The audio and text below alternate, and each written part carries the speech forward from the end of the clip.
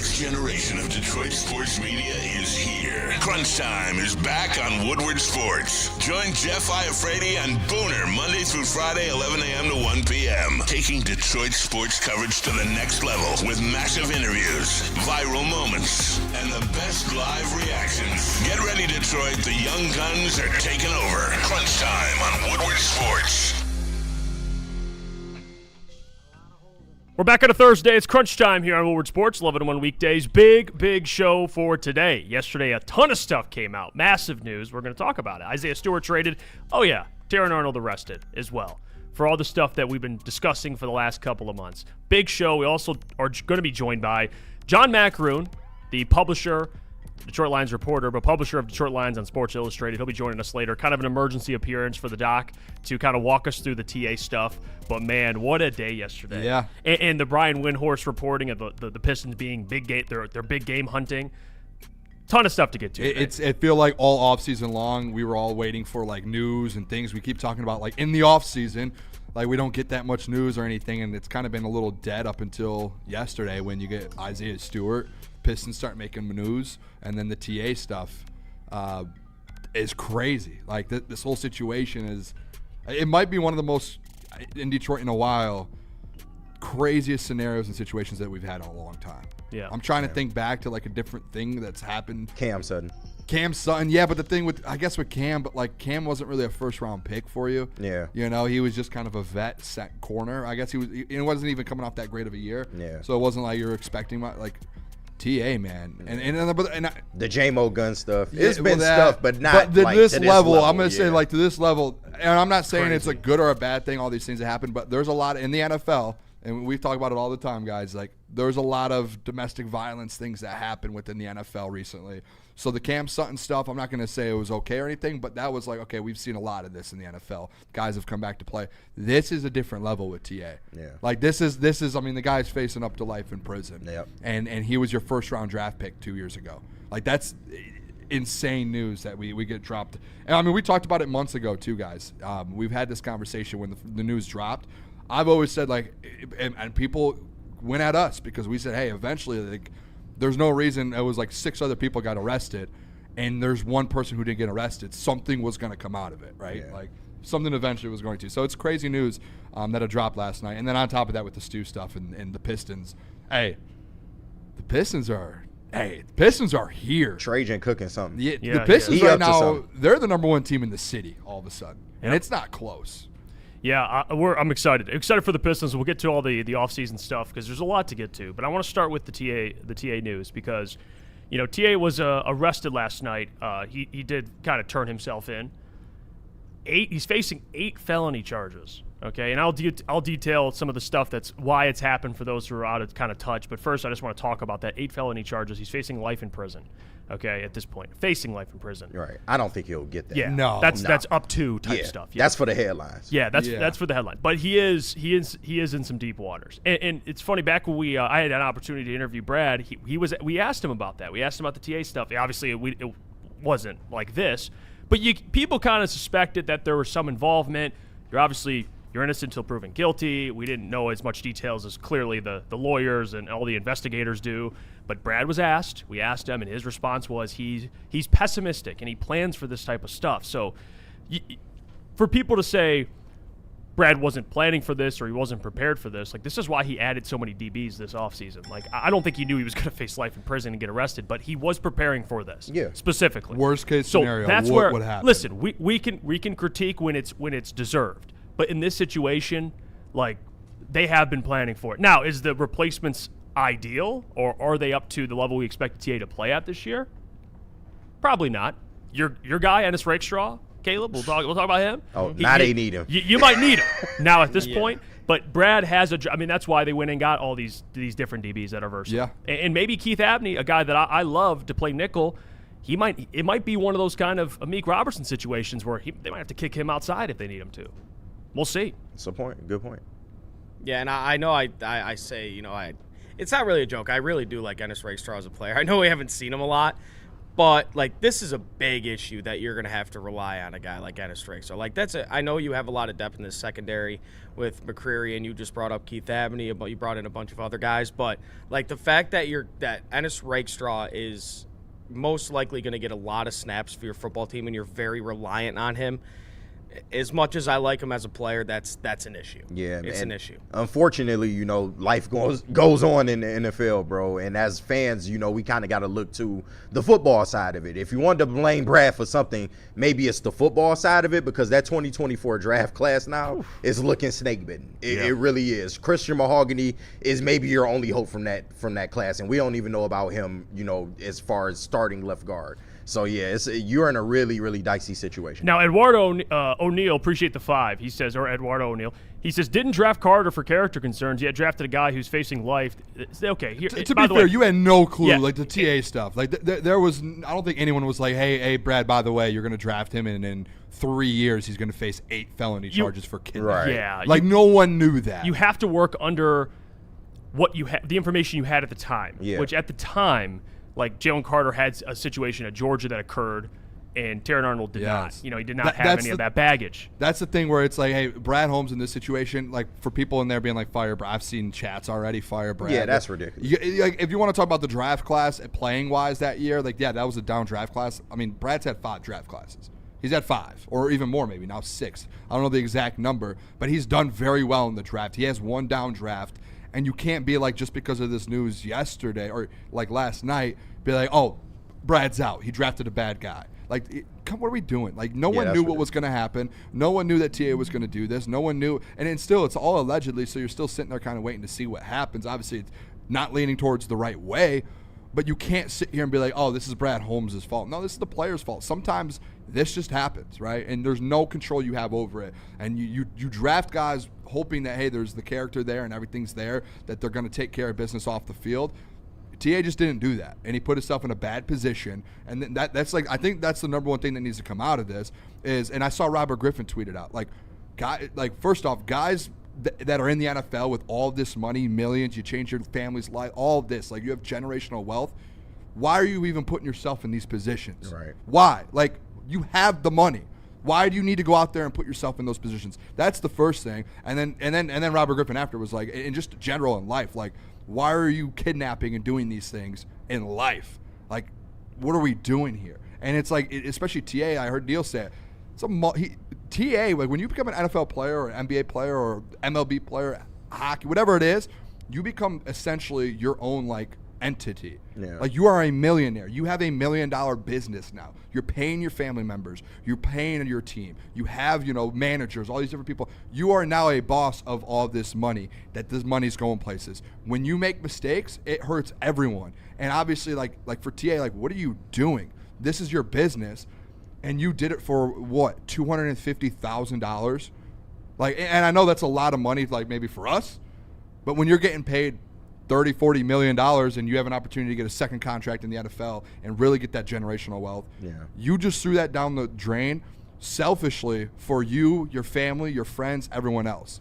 Like that to me is like what are we doing here? Yeah, I think the big thing is, my parents always just say to me, like, you are who you hang with, number one. And like the 5 closest friends you have in life represent you. So especially in a different position like Terrion Arnold, where you are you made it out, you're rich, you're in the NFL, like you definitely got to be very, very careful who you associate yourself with. And I want to go through the entire situation here. So people that might not know what happened, what transpired, how TA got himself in this position, I know people have probably read reports, but we'll go through the initial theft that happened and why this whole thing kind of started. So to kind of explain, so Terrion Arnold and, as listed here, his associates, they rented an Airbnb in Largo, Florida.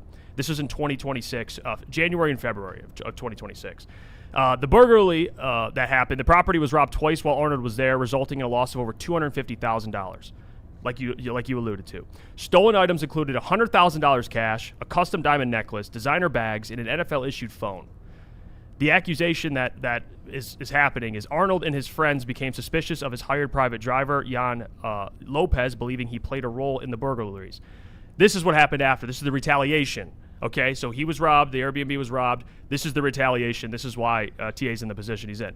On February 3rd and 4th, prosecutors alleged that Arnold and his friends took matters into their own hands, coordinating a plot to lure 3 men to an apartment under false pretenses.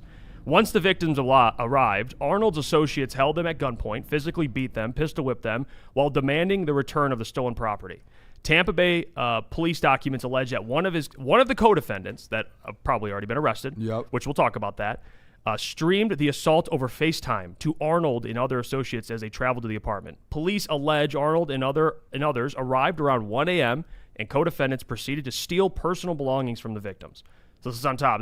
They're taking stuff. Yep. Investigators have stated there's no evidence that the victims held at the apartment were involved in the initial Airbnb robbery. That's the tricky part, because the people that they went and robbed back, there's no evidence that those people robbed TA. Right. So they're just working on the retaliation as the crime here. So the charges: Arnold was named as the primary conspirator and faces a total of 8 felony counts. If convicted, these charges carry a potential life sentence. The co-defendants, 6 other associates, were also arrested in connection to the plot. 2 of them, Adriana Delvel and Jasmine Randazzo, pleaded guilty. This is where this thing ties. Pleaded guilty in June and agreed to testify for the prosecution. Now, Arnold's legal representation, Denise White, released a statement categorically denying and maintaining his innocence. They claim the state's case relies heavily on the testimony of convicted felons who have a massive personal incentive to shift blame. So that's what's going on. Is the people involved are flipping, or they're agreeing to testify on TA. Take a plea deal, yeah. The issue, too, we run into is when this news dropped a couple months ago, we had this conversation about, hey, it's all alleged, all this. And again, I don't remember whether it was 7 or 8 people. Everyone that was involved in this situation was arrested to that date. And the only person who wasn't was TA. And I think we actually had the doc on and we were talking about it.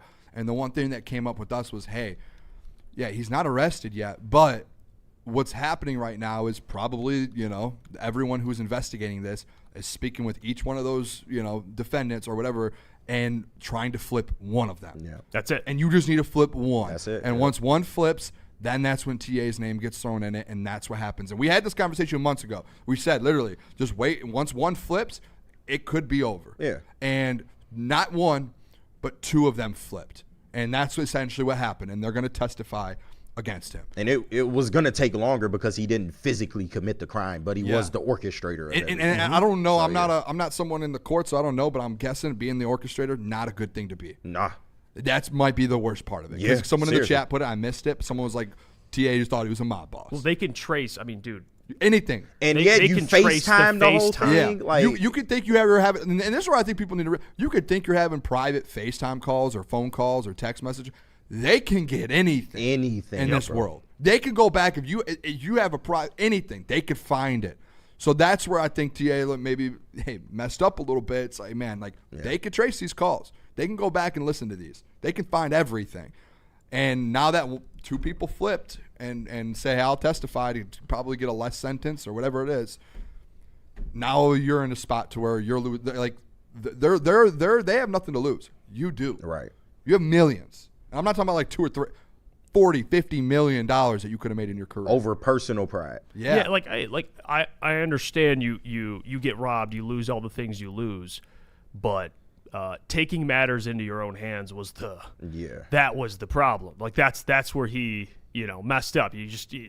Listen, losing $250,000 and all the stuff that was mentioned that was lost in that robbery, the alleged robbery, $100,000 in cash, custom diamond necklace, designer bags, all that stuff. Like, yeah, that's brutal, but being a vigilante and taking it into your own hands, like that's where the crime is. And by the way, like that's what they mentioned in the report there is they can't prove that the original robbery happened. They're only working under the revenge plot. Right. That's the only thing in this case really being like handled. It's like, well, they got robbed first. It's like, well, they're not even. They didn't get caught. Yeah, they didn't get caught. It's brutal. It is brutal, and this is like one of those things. Like, yeah, he's facing up to life in prison. He's probably not going to get that, but his career's over. Like, it's done. Yeah. This ship has sailed. If he ends up getting convicted, there's just no way that I don't see a world like the Lions. You kind of look at that. Lions probably end up cutting him and trying. They'll cut him well before they don't. Sure. They're probably not going to save a ton of money, but the Cam Sutton thing, right away, boom, he was cut, and there was like no there was no middle ground with Brad or any of them on that. They like instantly, as soon as that came out, it felt like within 24 hours it was cut. Obviously, they're probably going to let this play out a little bit. Yeah. But I don't know how long you let it play out to where, you get to a point of It won't be that long. we got to make a decision. Yeah. You know? The It Big won't Play be long. Jay says losing your career and freedom over $250,000 is asinine. Yeah. Yeah. It's You gotta look literally at the bigger picture $50 sometimes. plus million probably, and if he had a decent career in the NFL these days, especially at that position, he could have made probably in his career.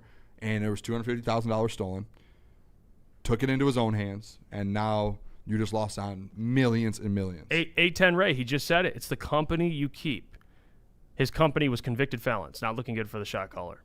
Yeah. That's who you hang with, man. That's who you associate yourself with. And if you're TA, man, like, you know better. You know what I mean? Like, you're that guy. You're in the NFL. Like, a lot of athletes talk about this. Like, they support a lot of people because they make it to the league and they make all that money. Yeah. But once you start associating yourself with these type of people, like, you might think to yourself, I think Cam Newton actually talked about this, like, these people are going to be loyal to me. Like, when you're sitting there and you're facing a long sentence in prison and they're telling you, hey, if you flip, you can make a deal. That's the game. That's the game. Yeah, come a on. lot of these people are going to try and it sounds sick to be like, oh, I'm not going to rat. Dude, a lot of people end up ratting because they're facing a long time in prison and they're like, well, if you flip on TA, we'll talk. It's like, all right, I'll flip. Some of these chats, by the way. Oh, they going crazy. Dude. I mean, They're going after you? someone, But no, no, not T- after me. Someone but- at Shift said maybe he won't get burned by Justin Jefferson behind bars. I mean, That's funny as hell. I've heard Henry Ruggs today. Like it's Yeah. bad. I also I saw have seen him versus Henry Ruggs. I saw a is- picture of them lining up together. Right. I also saw, and I don't think this is funny at all, but they said he went from a lockdown corner to just lockdown, which, it's brutal. Yeah. It's a terrible situation. I don't find that funny at all. No, but yeah, I don't find it funny at all. I mean, it's a little funny, but It's not funny. No, not at all. It's actually not. As he's laughing. It's actually messed up. No, it is, man. No, it is. It's He funny. put himself in this situation, bro. Oh, it's funny. It's No, sad. But yeah, he did. He put himself in that situation. It's brutal. It's just like, dude, honestly, anytime this news comes out, anything legal in any professional sport across the board, it just shocks me. It's something that like people can control. You know what I mean? Yeah. It's Absolutely. just so shocking to me that you have that much money in like your life.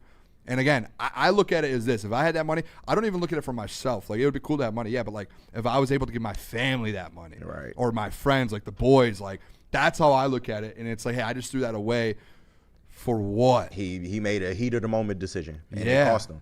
Yeah, Absolutely. That's the worst part about Because it. that's just my part of it. Even if, some of the people you may hang around have these checkered pasts and stuff like that. Sometimes you can't control, people's backgrounds and who Yeah. you end up running into. You can't put yourself in that situation, though. Regardless of what happened, you got to let the law kind of play itself out with that situation. Yeah, you want to go get your stuff back. You got mad. You made a decision, but now it cost you a lot, as y'all was saying. So, yeah, it sucks, man. Yeah, and like It's sad. Booner, you alluded to it, like what Neil was saying this morning. Like when you're in the NFL and you're making this amount of money, you're a corporation now. Like you have to carry yourself as that. And I mean, there's no way to sugarcoat it. He fucked up, and it's sad because I mean, he put himself in this situation, and I mean, like you guys said, the Lions are probably going to cut him, but we'll get into that. We got a super chat from Sideless from Sideless. Shout out for the $5.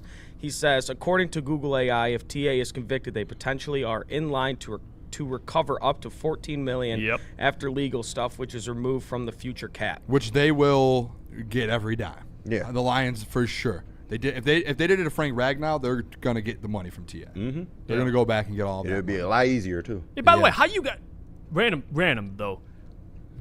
Who has $100,000 laying around? Did we talk about that? Well, I think there was the thing because we talked about that a couple months ago when this came out. It was like $250,000 in cash. Yeah. I think they were going to the casino. That's what if I remember correctly. I think Either the casino or the strip joint. it was something. Yeah, like It's I remember only two places you because go I with that remember amount we of were money. like, "What do you have that money?" And then I remember someone came out and was like, "Hey, I think he was going to the casino." Where they were staying, there was like a casino nearby. I could be wrong with that, but that was just kind of my memory. I think that's what was going on, Yeah. if I remember correctly. Which it does make sense. Like a casino, you have cash, like that makes sense. And if you're probably making millions like that, you're probably spending If you're looking at percentages of how much you're going to bet, it probably adds up. We got super chats, Caleb. Sorry, I cut you off. Yeah, we got one more. We got two more. One's Pistons related. Well, I want to read this chat real quick. Detroit Dabbler says John Morant probably jealous as fuck right now. Oh my god. But we got a $2 super chat from EX Evolution $2. He says money does not equate to brains. Well, that is unfortunately very true. I'm not laughing. This comment's not funny. Yeah. The Creston says we needed a lockdown corner, and now we got a lockup corner instead. Yeah. Not laughing. It's not funny. No, it's not. No. And then one more super chat. I don't want to miss it. You guys are sick. You right? horrible, bro. One more super chat. I don't want to miss it. We are going to talk Pistons later in the show, but Michael Weary, shout out for the $5. He says, for all you fans, I wonder what Trajan is doing. Pistons clear $15 million in cap space. Target Tyler Hero and Reeves miss. He's building a dynasty. Build a dynasty. Dynasty is a crazy word. It's to use, aggressive, but for that right now. But it is interesting what's happening with the Pistons. Totally not biased. This is a great comment. People act like it's easy to cut off your homies when you make it. It's not. Loyalty doesn't disappear with success. The real challenge is knowing who's genuinely with you to support you. That part. That's a bar. That part, absolutely. Because like I say, you can't always control what people do in their own lives. Right. And you come into contact with these people, and they can be really good people to you. But like you said, when it matters most, you see what happens. Yeah. You got to know the company you keep to the best of your ability. Yep. You got to know the people that are around you are looking out for you too. Also, too, like to cutting your friends off and everything. When you get like my thought process is when you get that much money, a lot of things change. Like I have friends that I love and everything, and I mean I don't have money, but as you get longer and farther in life, that it's like, hey, I'm not cutting you off completely, but hey, I got to go a different path, right? Like that's just what it is. You got to be able to be like, hey, I'm going down this path. Like this is easier said than done. It is, but when you get that much money, you have to start making decisions like that. You're a corporation, and you have to like grow up real quick and be like, all right, it's this time. Like like if we're gonna be doing stuff like that, I'm over here. Like I'm not over there anymore. Yeah, it's about because at the end of the day, they're not forcing TA to make those decisions. No, they're not. He's making those decisions himself. Yeah, no, it's not. It's on TA, but I understand. Like I hear it a lot from athletes too. Like where athletes, they grow up in the hood, they come out, and when they get money or they're on their way to get to the NFL or the NBA, there's certain individuals that they hang around that are like, hey man, like you're not getting involved in this stuff. Like you're on a path. You're in the league or you're going to the league.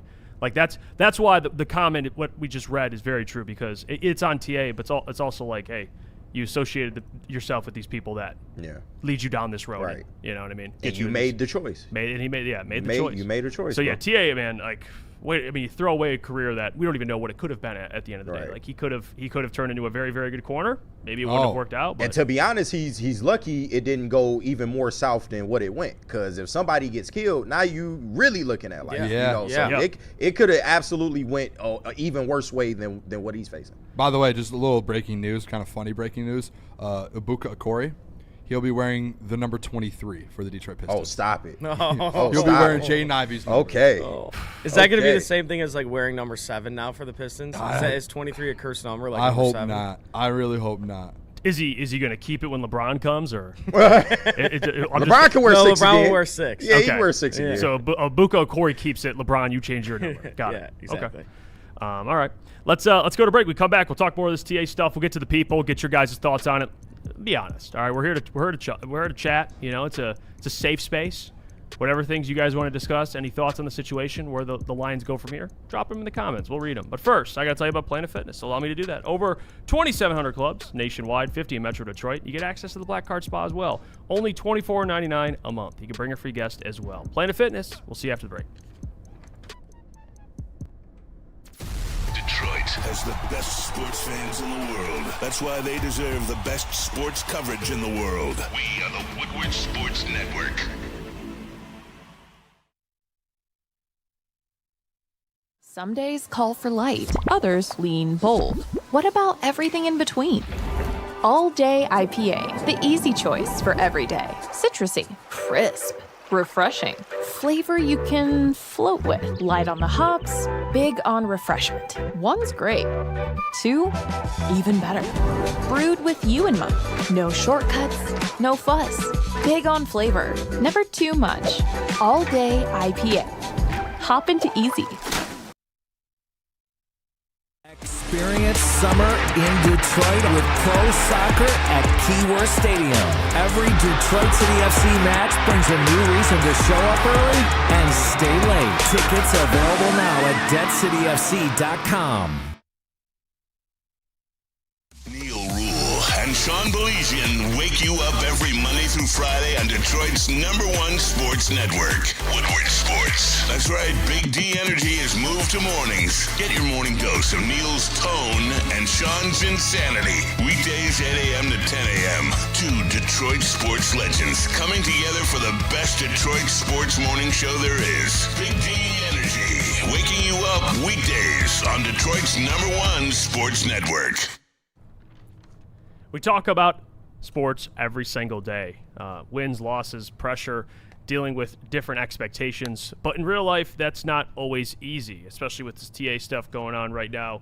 And, people are going through things, and you need people to talk to that you can trust. And our friends over at Pure Psych are the people you can trust. They provide personal psychiatric care designed specifically for you, not a cookie-cutter plan, but specifically for you. They got 16 locations in Michigan, 2 in Ohio, and they make getting help easy. So please visit the website, PurePsychMI.com, if you're looking to get help. We're back. It's crunch time here on Woodward Sports, 11 to 1 weekdays. We have more to get to. TA stuff, Isaiah Stewart, Pistons making big trades. We'll see what happens. Hey, can I throw this chat out there? Big Con 51 said TA needs a ride or die like Shohei had with his interpreter. Yeah, he did. Honestly, he probably did. At the end of the day, he probably was like, hey, I could trust my friends. And then once prison got on the line and all these different things started That's happening, how you know who real, bro. Instantly, the two girls are like, oh, no, hey, whatever you want to know, I'll tell you. I have some updates, by the way, with some of the people involved. So there's 2 female co-defendants in the case, Jasmine Randazzo and Ariana Del Val. They accepted plea deals. That's who accepted the plea deals. So they're going to get on the stand and tell it all. Yep, and Jasmine Randazzo, this is her plea. So she pleaded guilty. She was sentenced to 4 years in Florida State Prison. Following her release, she must serve 6 years of probation. So she got 4 years. Yeah. She legally mandated to testify truthfully in all future state proceedings, which directly impacts the upcoming trials of TA and the remaining co-defendants. The other person the other female co-defendant who accepted a plea deal, Ariana Del Val, she entered an open plea of guilty to the court. That means she admitted to the crimes without a pre-negotiated sentence from the prosecutor, leaving her fate entirely up to the judge. Oh, wow. Her formal sentencing hearing has been delayed to a later date. And then the other people, she's also, by the way, required to testify against Arnold and the remaining associates. She's a critical witness because she was the one who allegedly live-streamed the physical beating to Arnold on FaceTime. So she's a big part of this. The other co-defendants, there's 4 other co-defendants, 4 men who were accused or are accused of carrying out the physical armed assault. So the guys that are involved in this with TA, it's Bokai Hilton, Arnold's childhood best friend, Lyndall Hudson, Christian Williams, and Freddie Hughes. All 4 are currently being held without bond, and they're maintaining their innocence in a rating trial. They're facing the exact same penalty as Arnold, up to life in prison. Wow. So, and it says here, because Randazzo and Del Val's text messages explicitly mention Arnold by name during the crime's planning phases, their cooperation provides the state with the direct link they need to prosecute Arnold as the operation's ringleader.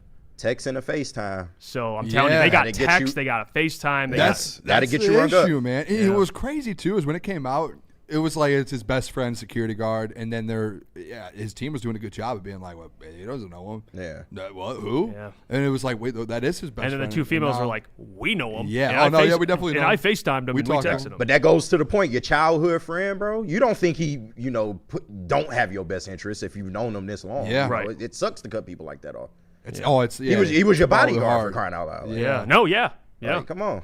And then I think TA, they had a statement. This is, again, paraphrasing, but I think TA, his attorney put out a statement a while ago. They're like, we don't know those people. Like, that's what I was saying. Like, Yeah. he came out and I'm pretty sure his team was like, we don't know them. Or he doesn't know them. It was like, it's your childhood best friend. Yeah, bro. You can't just allegedly lie about it. Yeah, if you knew him the whole when time. You're trying to build a defense. You do crazy I guess things. anything, man. but like it's like that stuff. Then go back. Like, where'd you grow up? Oh, we grew up together. Oh, we went to school together. Oh, wait a sec. Oh, hold on, you do know him.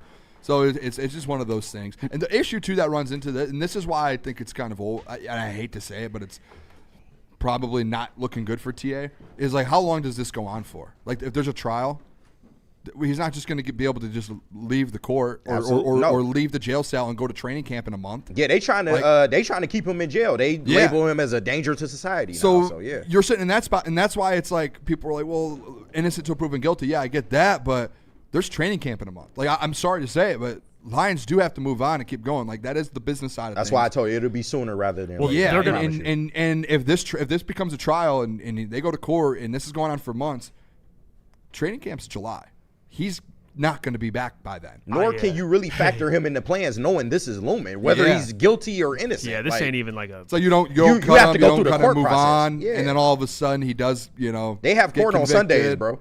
Yeah, this ain't even. bro. This ain't even like a training camp thing. This is like, can he make a cup of coffee in his own house type of thing? Like he might be locked up for a while. I mean, they're saying here, Man. he's facing obviously multiple capital level felony counts of kidnapping and armed robbery. When we mentioned the bail thing, so the prosecutors are actively arguing to the judge that Arnold poses either a flight risk or a danger to the community because he does have money. Absolutely. You know what I mean? So they probably look at that as like, okay, you let this guy out. Even though he won't, whether he will or not is not even the discussion. But that's what the prosecution That's would what they're going to normally argue. do. Yeah. And he's That's a what they danger. do. They said he's a danger to the community. So And they have a chance to and they get do. that. And if the So, judge grants the state's motion, Arnold will remain jailed continuously until his trial concludes, which he'll have no opportunity to post bail or leave jail. His first appearance in court, Hillsborough County Court, is June 25th. So it's actually today, June 25th, 2026. Yeah, I think I did see yesterday. Dave Burkett put it out there. He said he will be in court today. So, And by I the guess way, you'll like- find out today what the bail is, and as well as like KG said, if he's going to be able to This is like a even separate, have a bail, or if they're going to hold him. Totally separate discussion though. He's in Florida too. yeah. Florida's brutal too. A brother in Florida? Yeah, that's I feel a for you. that's a brutal place, bro. I To be feel with for you. this type of stuff. They're definitely gonna not play any. They're not gonna give him any benefit of the doubt. So it's unfortunate. man. Let's super chats, boys. Yeah, let's Steven get to 'em. said $5 yesterday. TA was starting cornerback for the Detroit Lions going forward. He's a tight end. His tight end is going to be a wide receiver for the Tampa prison team. Okay. Jeff, you can keep reading the next one. You go after Steven. I don't find Go this ahead. We funny go at all. like- we go like every No, other. not funny. I'm not laughing. Go ahead, you're up. I'm not laughing. You're up. That's You're up, tough, Jeff. dog. Caleb, you read them. I Jeff, was like, waiting. I'm not I doing was that. waiting for someone to read that one. I was not reading. No, that you one. got it, Caleb. You got it. You got it, big dog. Jay Hart. You got it, big dog. All right, Jay Hart with the 199 said TA thought he was Tariq St. Patrick. Okay. Man. Tariq St. Patrick's crazy, man. I don't even. mean, Tariq come St. on. Patrick ain't even like that. No, though. he's not. I hate Tariq, man. No. And then last one, yo, Terrion better go ask Red for a rock hammer. Okay. See, I mean, we're getting into these. We're getting into these waters, guys. We're getting into these waters, and we appreciate this. We're gonna read these super chats. I mean, We're gonna read We're them. gonna read these things, man. You know what I mean? We're gonna read these. I things. mean, keep paying, we'll read 'em. we won't read all of them. I've seen a couple where it was like I saw some hosts be like, okay, I can't read that one. And again, not funny. Yeah, not funny at all. No. Not funny at all. Jeff keep laughing every time he It's says actually not funny. Not laughing. Yeah, no, I'm not either. This comment, Nick Whiteside truthers. Our time Shout is out now. Nick Whiteside, man. Oh my It's God. time. Step up, Nick. Come on. Mitten Maid says, man, I'd be on a boat to Venezuela or Cuba. I mean, this is why he's not getting Yeah, out. right. You're the problem. You're right. This is why. Phoenix said the DA requested no bail. Like, how often does that happen then? Like, Usually so- when either you're a flight risk or danger to society. That part. Usually like those two things, yeah. In these type Like of if it's cases, like a yeah. white But collar crime. is TA a danger to society? No, No. but he's a big name, and this looks good on the department if they're able to do something. and like it's the that. crimes he's accused of. Yeah. You know, like they're accusing him of 8 counts of felony kidnapping and, you know, Yeah. what was the other thing? I'm interested to see what happens at court today. Then I think I they- want to see what's going to happen. I hate to be that guy. I think You they're think gonna he- ring him up. I Yeah, think they're gonna ring kidnapping him and up. armed robbery. Like they It's look too at many counts, bro. I guess. Yeah. Silas said That's $2. tough. Said now I know why Brad was so confident paying Sam. Okay. Confident paying Sam. I don't get that one. Silas, Paying who? Sam Laporta. He hasn't paid him yet. Wait, I'm confused. Did we just get breaking news? No, I don't think so. Now here's, I don't think so. I haven't seen anything of that. If he's talking about Sam Laporta. Brian says another example of when keeping it real goes wrong. That part. Yeah, we appreciate you. Appreciate you for the $2 there, Brian. Yeah, Lance says, yeah, definitely not getting out of prison. When will Detroit cut him? Well, the Lions came out with a statement already. They said they're not going to comment on it. I mean, they can't. I mean, it's a legal proceeding. I mean, what But are like, they going to say? I don't know what happens if he goes through it and then ends up being innocent. They're going to get that money back. Yeah, but he ends Oh, up being innocent and they cut him too early. Bro, that don't matter, bro. The yeah. fact that you even got involved in this, this is against team conduct. Yeah, he's cut regardless. Yeah, like it's Freddie it's Felt's over. in the studio. To be He's gonna honest get his with ass you. out of Once here. he got arrested, it's pretty much over. I ain't gonna hold you. So do you think by like the end of the day today, he's off the team? maybe about not by the today, end of the day, but but it'll be soon. I promise you, Yeah, it'll be soon. They're not going to waste too much time with that. They're not. Yeah, training camp coming up. Like you said, they got Yep. decisions to make. That's what I'm saying. Like, It's a month away. we so got to figure shit out. You're in a like, spot to where it's. I mean, unless today he goes to court and they're like, actually, no, you're free. You're good to Nah, go. bro, You know, it's- nothing happened. Sorry, we had the wrong guy. It's over, dog. They got him. I think I'm tilted Ladies right and gentlemen, now. we got him. This is tough. This is not. Michael Weary, Pistons clear $75.5 million cap to target LeBron and Kawhi. Okay, we'll get to that, Michael. We appreciate the $2. Don't worry. We're going to be joined shortly by Detroit Lions reporter, Detroit Lions at SI, John Macroon, to kind of break down the TA situation. One thing we know about the DOC is he keeps it a stack. He always does, man. That's why I love the doc. He's not going to hold anything back. So that'll be a good conversation. Let's see. God Hates Coward says they kicked Cam off as soon as they heard. Yeah, it was like I think it was within like 48 hours. It was I 2 think. days because they actually Yeah. gave him the day to see if he would come back, and he never did. Yeah. So, Well, remember when that came out? He was like in the Lions facility. Yeah. And then he. And then he left right after that. Yeah. And never came back. Like they were like. He just decided to not I come remember. back. I just remember fleed. specifically. I got a message on Twitter from someone that worked in Allen Park, and when the news dropped, and they messaged me, and they were like, "I saw Cam Sutton this morning in Allen Park, in the practice facility," and I was like, "What?" Yeah. And no one knew that yet, and I was like, "Do I put the?" I didn't know. I was like, He took off, bro. I was like, "Do I put this out?" I didn't know if I reported that because I Someone was just always sees told- Cam, like, Cam, Yeah. run! Cam, you got to go, I was bro. so confused. I got the message and I was like, should I report this that Cam Sutton was in the facility? Because no one reported it at the time, and I got the message and I was sitting there like, he was in the building when the news dropped that he had a warrant out for his arrest. I still think to this day he just didn't want to be on the Lions anymore. Because remember around that time he started arguing with fans and shit like that. And Yeah. it was starting to get nasty. So I liked Cam too. I didn't think he wanted to be a Lion anymore, man. He said, "Fuck that, I'm out." I liked Cam Sutton, man. Yeah, that was He said, "I'm out." Marvin Morrison, another true comment. He says, remember what Mike Vick said. The feds don't charge you with anything they haven't already proved. Yeah, they got to build a case. This happened in February, y'all. Can I say something too, real Took quick months, about but they this? got it. Within They the got NFL, with all these things that just keep coming up, it's like every week there's some sort of new case. I heard, I think it was John Jansen was talking about it before, Yeah. a couple weeks ago. But he brought up, he was like, in the NFL, like he played in the NFL, he's like, one of the running jokes in locker rooms is you can get away with literally anything, but the only thing you can't get away with, he brought up how like people were like, oh, with Michael Vick, like he got away with doing what he did and he came back, like he went to federal prison and still came back and played football. They always, like he said, in NFL locker rooms, there's a running joke like you can do anything. Yeah. The only thing you can't do, he said, was you can't just bet on your own games. He's like, they joke about how you could bet on different sports, all this, but just don't bet on your own football games, because he was talking about the Brandon Sorsby stuff. There's something in the NFL right now where this, at some point, they're going to make an example of some players. And if, like, TA is going to end up being that, like, it's going to come, the hammer's going to come down on some NFL players. Yeah. Because it's like every week there's some sort of news of, like, an NFL player right now, domestic violence, something like this. Not gambling. I guess there was gambling a couple years ago. Yeah. Like, there's things that just keep coming out, and at some point, they're going to put their foot down. Roger Goodell's going to be like, all right, you're out of the league. And it's going to happen. And they do have to get all of this under control, because every week there's something coming out about it. And everyone's like, oh, it's CTE. Well, it's like, you still have to make it to where a guy in their mind that thinks, like, hey, like, you can't have players in locker rooms joking around and being like, we can do anything to get away with it besides gambling on games. Like, no, you can't. There's the things narrative. you can't do. So, I mean, it's like for us, like, if we did something, like, we'd probably lose our job, right? We're out. Blacklisted in this industry. Like, it happens, dude. Yeah, but gambling is like it is. It's weird how that works, but Yeah. I just think the NFL eventually is going to step in with some of these things and just, like, put the hammer down. Tim in the chat says this one's true too. Rod Wood is absolutely getting that money back. The Godfather of coming for that money. Yeah. Yeah, that's going to be his last Wood move ain't even before play his around. retirement. You're right. I want that Go money. get the TA bag. I wonder if Rod Wood gets, like, a percentage. Like Sheila's like, hey, if you go get this like a $14 bounty million back, hunter. I'll give you 20%. Go get the money. Ryan Wood, the bounty hunter. Go get the money. That's why the Frank You get one. 10% of You everything get 10% get. of everything you get back. So he was like, I'm going at Frank. Move over, dog. Ryan's here. That's like his contract. Here's the ride. That's The funny. GOAT, by the way. Dude. Right. Shout out. The absolute GOAT. Nick Heath, this isn't funny. Breaking news, TA traded from the D to sell Block C. Okay, that's not. All right. God, yeah. I didn't all laugh. right. I didn't laugh. Listen, Caleb, man. did I laugh? No, I didn't see a laugh. I didn't laugh yet. I didn't see a laugh. It's a good one. There's some other ones in here I will not read. There is a lot of ones in here I'm not going to read. There's a lot of them.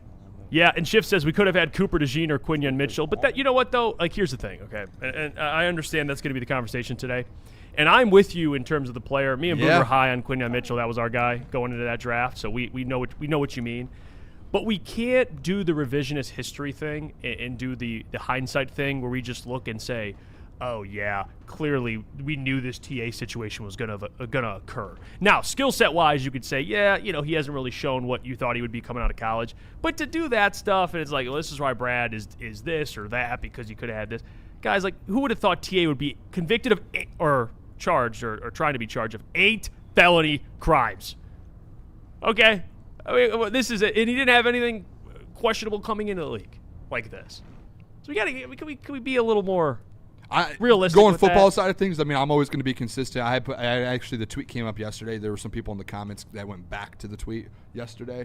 I'm still consistent with I would have rather had Cooper DeJean and Quinyon. But here's the thing, though. Because you got, like, and I put this out there, that same draft, the Eagles, they went double corner, first and second round, and I know they picked before you, but you could have gone one of them with that pick you had with Terrion.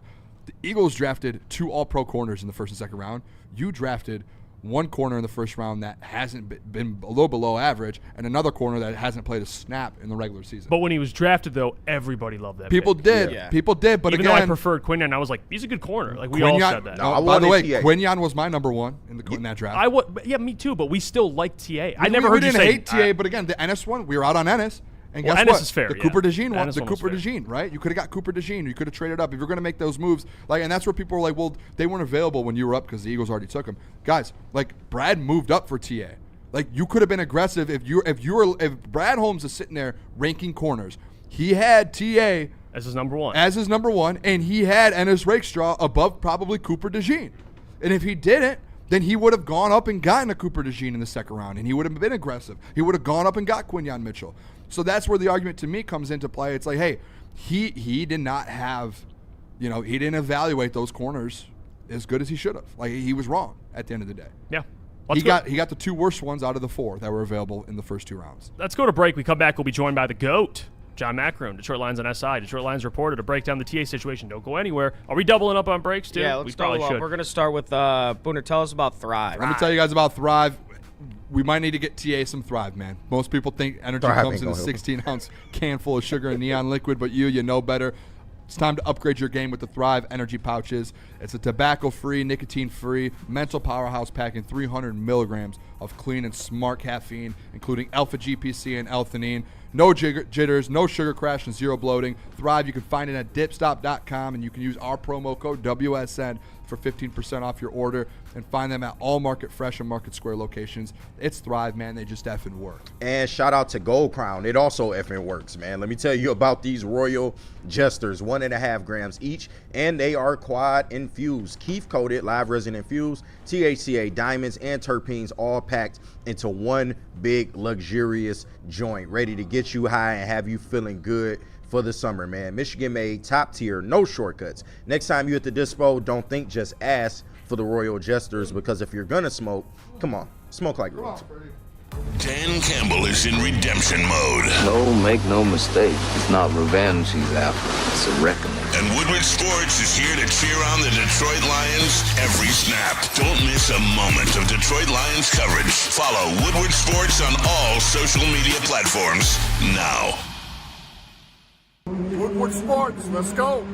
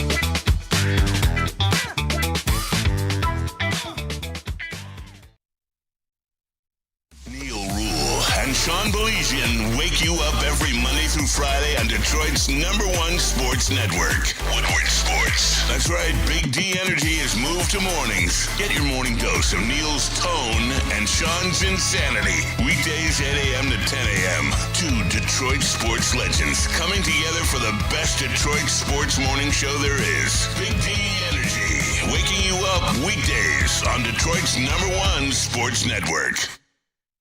All right, if you're looking for a career upgrade, check out Mortgage Pros, the #1 mortgage broker to work for in the entire state of Michigan. We got to see their incredible company culture firsthand at their annual block party, and their team, they truly love what they do, and it shows with 4.9 stars on Google and over 4,000 reviews. You see look at the 4.9 stars up there on the screen. It's incredible. So if you're looking for a new job, give Mortgage Pros in Troy a call at 248-416-1361. It's Mortgage Pros. Let the pros handle it. And listen, Loom is trying to get y'all right for Independence Day, man. Y'all know 4th of July is coming up. So let's get some products from Loom, man. Today through July 5th, stocking up on your favorite summer essentials gets you entered into a massive Independence Day giveaway. Just buy 2 or more Splash, Fresh Coat, or Ritual products in a single transaction. Opt into the Loom loyalty program, and you are automatically entered to win. You can win a 3-night getaway, 4-6 at the gorgeous Dune Bird House in Lenawau Wine Country. I hope I didn't butcher that, but I probably did. Complete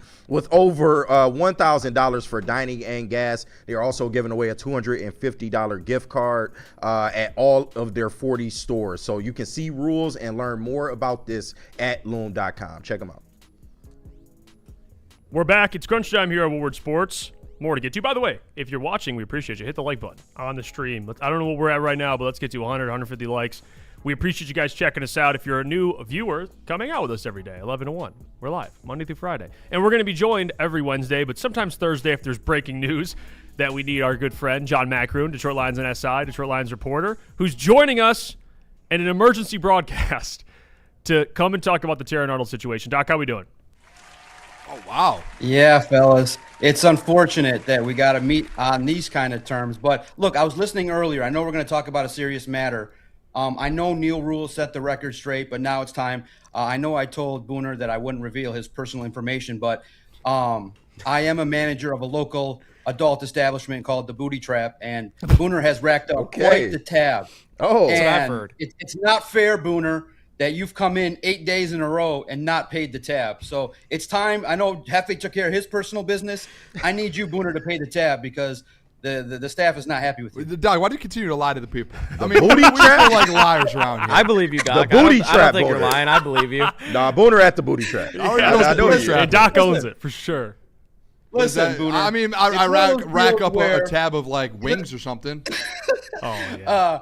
I've started in my time now in this media business to just start to realize I'm never going to let facts get in the way of a good story. And look, we need some levity in the Detroit sports world. I read your guys' posts nonstop. The notification comes in from Woodward Sports, and it's like Isaiah Stewart traded, Steve Yzerman sucks, Dylan Larkin wants out, nobody's winning championships other than Michigan. So we need a little bit of levity, but maybe all three of us should go and really create some fun content.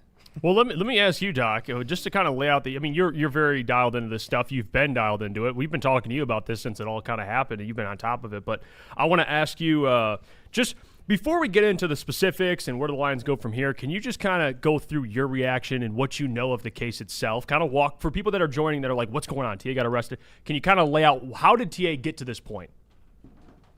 No, I'm thankful, first of all, that you guys do have me on weekly to provide a certain level of rationality. Remember, we talked earlier and we said, look, there were defendants in a matter that took place in Florida back in February, and they were going to be talked to. The defendants were going to be investigated.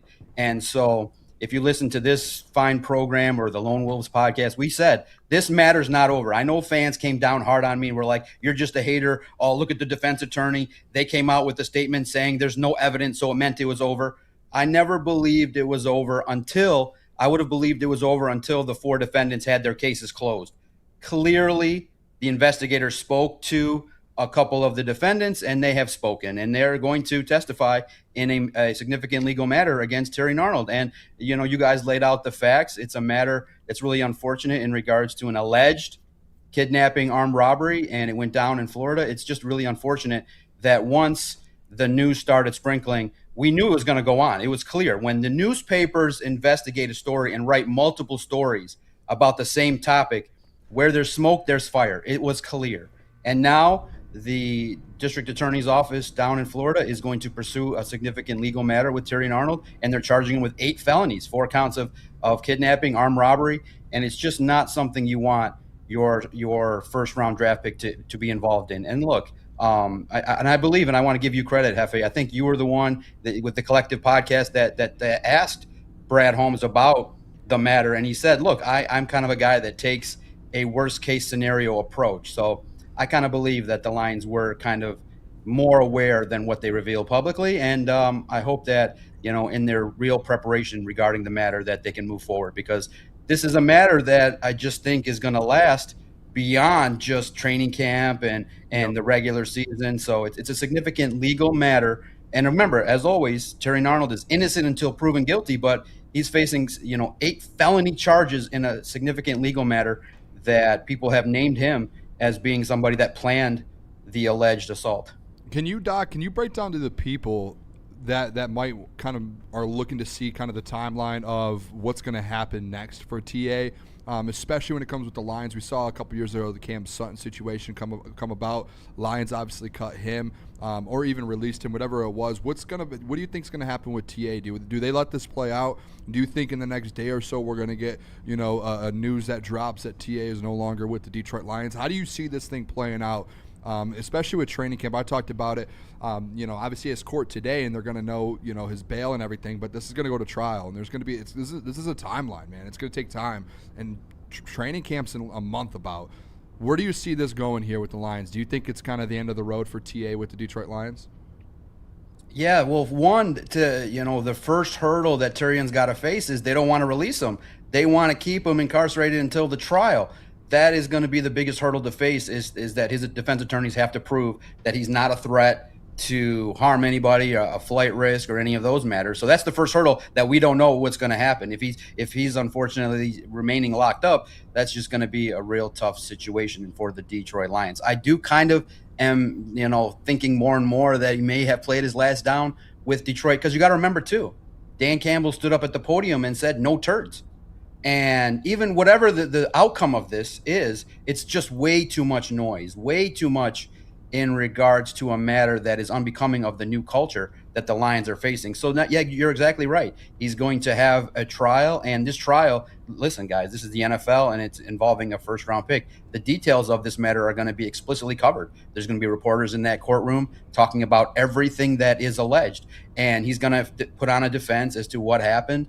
And you're already seeing the early parts of the defense, which is to discredit the witnesses. But the testimony, the most riveting and the most damaging part, if this goes to trial, is what are those 2 female defendants going to say happened?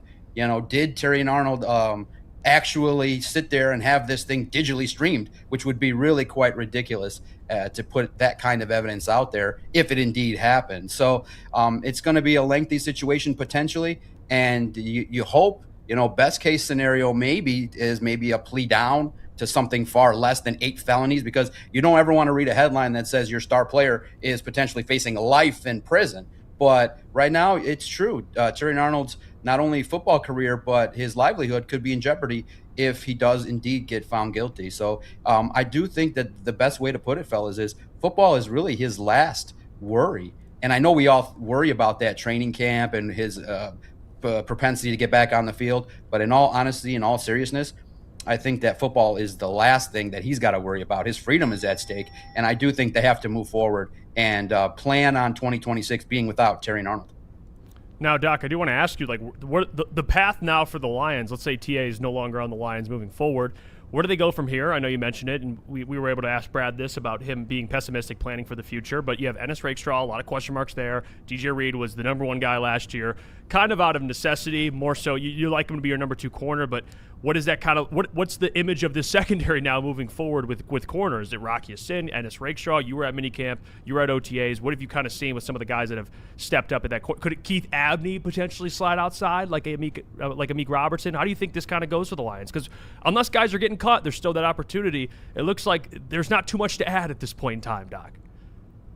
Yeah, no, I would say in terms of your perspective is not too much high-end talent compared to Terrion Arnold, but you have a lot on that roster. Rocky Sin's a veteran. You also have Nick Whiteside as well, who has developed in that system, who the Lions are very favorable of, and I think he can step in on a short-term basis. But, yeah, you're going to have to patchwork it. You don't have a true replacement for a Terrion Arnold. And I know people say, well, he was a player that took too many penalties and was a player that – dealt with injuries and didn't live up to expectations yet, but there was expectation he was going to grow and hopefully get a little bit better. And I think he was the best option of a group that you had. But yeah, it does put a big hole at that spot. And I told you guys, I believe yesterday, and speaking in a lot of interviews, saying that the biggest concern I have is the defense, and you have DJ Reed, who also dealt with injuries last year. You realize, okay, maybe it's in this league, it's next man up. So Keith Abney maybe will be getting his opportunity sooner rather than later. Also, too, we got a chance to see Khalil Dorsey out there. So there's competition at the outside spot. But here's the part that is a little concerning is that were the Lions maybe a little too hopeful by making the decision to let Amik Robertson go. I know that he's a player that obviously in the second half of the year didn't have his best stretch, but I don't know, was Amik Robertson better than anybody you got right now? He did struggle. He is a little bit undersized, but you look at it and you say, man, you let go of a cornerback that was making plays. Would he have been a significant starter on the outside? Maybe not, but I do think that, man, this situation just puts the Lions in a pinch. They may have to go outside the organization to fill the role. But as of right now, I would think Rocky Sin is the leading candidate to get out there. Ennis Rakestraw has to step up. But, yeah, I think that the fan base and the majority of your chat will be skeptical that Ennis Rakestraw, Rocky Sin, Keith Abney are going to, just be these all-world players that are going to fill the role that the secondary needs. So it's a tough blow for the Detroit Lions, no doubt about it. Hey, Doc, what are I'm kind of interested to see the different paths of whether he gets waived, cut, if they wait it out, like whatever happens. What's the pricing on all of that? Like, do you have have you been able to look at like the cap hits, if they're going to get some money back when it comes to the cap? Because we all know this, the Lions right now are tight on cap, right? Like that's the big conversation. They're paying all these guys, and obviously he's on a rookie deal. But that I feel like that's a big point to all of this is, hey, do the Lions get any type of relief on that? Do you have any insight on what would happen in those different scenarios and how the Lions approach that when it comes to contracts? And we know Rod Wood's going to want that money back, Doc. Yeah. Or at least some money. Yeah. Rod Wood's going to call you guys up and be like, I'm getting that money right now. Well, yeah. I laid it out to the best of my knowledge at Lions on SI this morning. First thing I did, got up, didn't shave, didn't take care of my presentation, but I did look at, all right, the dead cap numbers. So let's just look at the foundational thing here. Terrion Arnold when he was drafted, signed a 4-year, $14 million contract, fully guaranteed. He's going to get all that money, and he got $7 million at signing. So he's gotten a big chunk of change. So when I heard you guys earlier saying, how does he have $100K lying around? I know most people don't do that, but these young athletes like to carry cash when they go out to the casino. And you were right, Booner. It was to go to the casino. He was joking with the officer that he was going to go gamble it up. I think he said roulette, baby, right, or blackjack. He said he was going to go gamble it up. And so that's kind of part of my onus of what my questioning was to him when I spoke to him last at minicamp. So here's the deal. You would, his base salary is around a couple $1 million. You would face a dead cap hit of around $9 million. And because remember what they do is they prorate a bunch of the salary cap money every single year. So you would take a short-term hit. You would get, a little bit of savings. It wouldn't be prohibitive. It wouldn't be a great savings either way. But the thing that would happen is if the league decides, and the league has these measures, is to what morality clause did he break? Did he break it fully? What level of wordage was used in his contract? So there's some unknown factors, but the Lions could certainly go back and get the money later. So it wouldn't be like an immediate, it would be something where they pay out now. It would be a short-term hit, but they could recoup it later. So it's not the best thing to have happen if you cut him. So that's why I kind of lean toward maybe waiting and seeing if he gets put on the exemption list, if that provides a little bit of relief from the couple $1 million.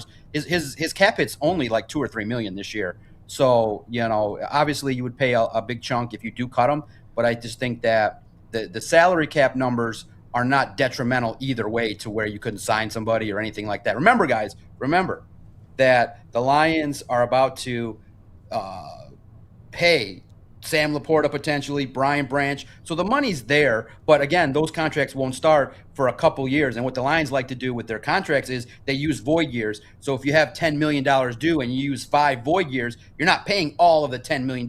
You just spread $2 million out over 5 years. So bottom line, you would be able to potentially get some cap relief if you cut them, but the cap situation is not detrimental to where you couldn't function and add players throughout the year. It just sucks. So I don't think they're just going to outright cut him because, again, first-round pick, the way he was talking about they view this as a family. He's already been grilled by the organization. So it would lend me to believe that he's already gotten some assurances that if something escalates, that he would have the support because you know that he's been touting his innocence this whole time, and I'm certain that's the messaging he's been giving the team. Doc, one narrative I keep seeing too, and it always resurfaces when stuff like this happens. Not like this has happened, but when cornerbacks struggle or in the Ennis Rakestraw stuff. Brad Holmes said he is the cornerback whisperer, and now you got the Cam Sutton stuff happen. You know, the TA stuff happened. Ennis Rakestraw's not necessarily working out. What has been your kind of feelings on that narrative and what kind of happened in that DB room? Because it seems like the Lions fans and the Lions really just want a number one corner, but they just can't seem to figure it out. They just can't seem to figure it out.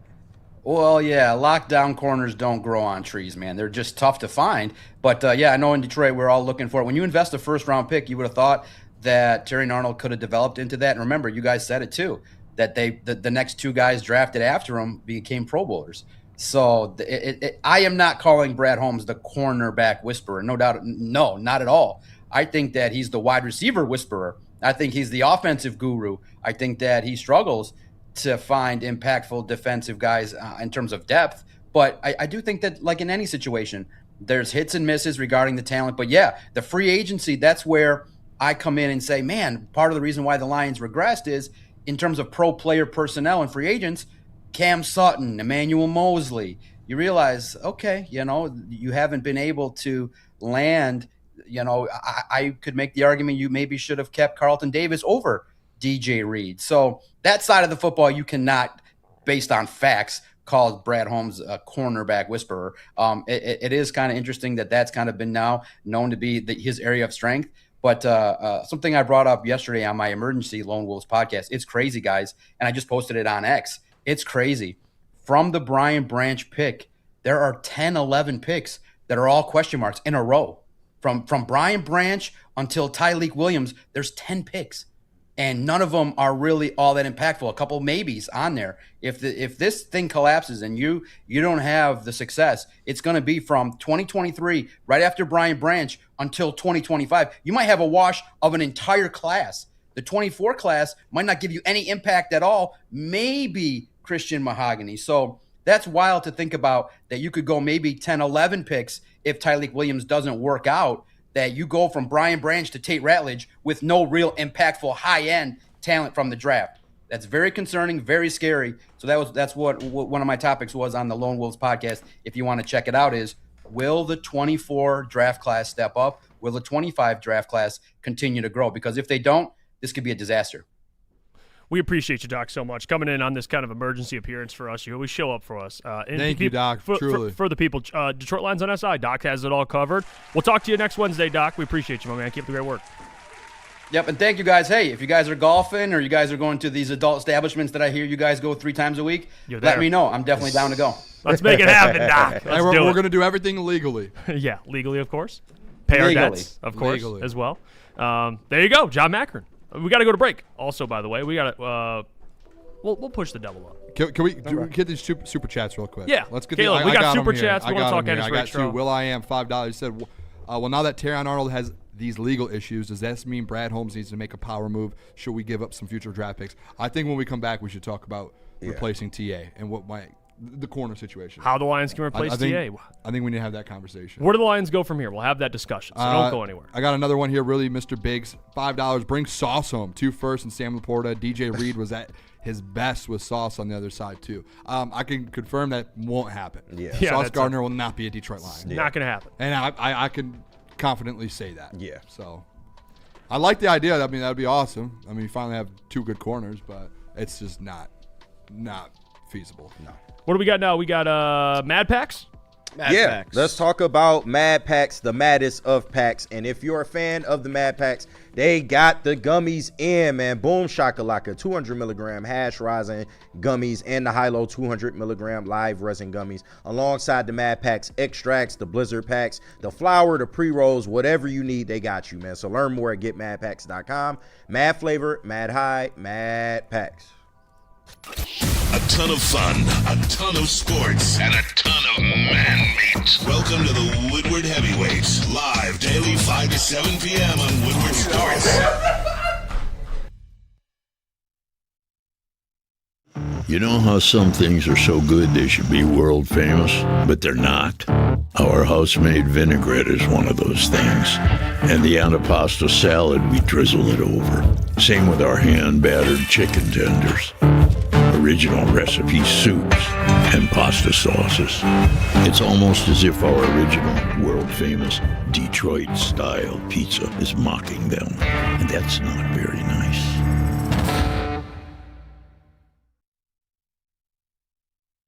Finally, life-enhancing LASIK surgery at a price you can afford. Michigan's most experienced eye surgeon, Dr. Yaldo, is offering the most advanced LASIK at just $1,699 per eye, regardless of your prescription. Imagine not just being free from contacts and glasses, but actually seeing better without them. This limited 2026 spring offer is thousands less than others charge. Go to YaldoEyeCenter.com for your free evaluation and save. Woodward Avenue, the first paved road in America. Woodward Sports, the first sports network born in Detroit and made for Detroit.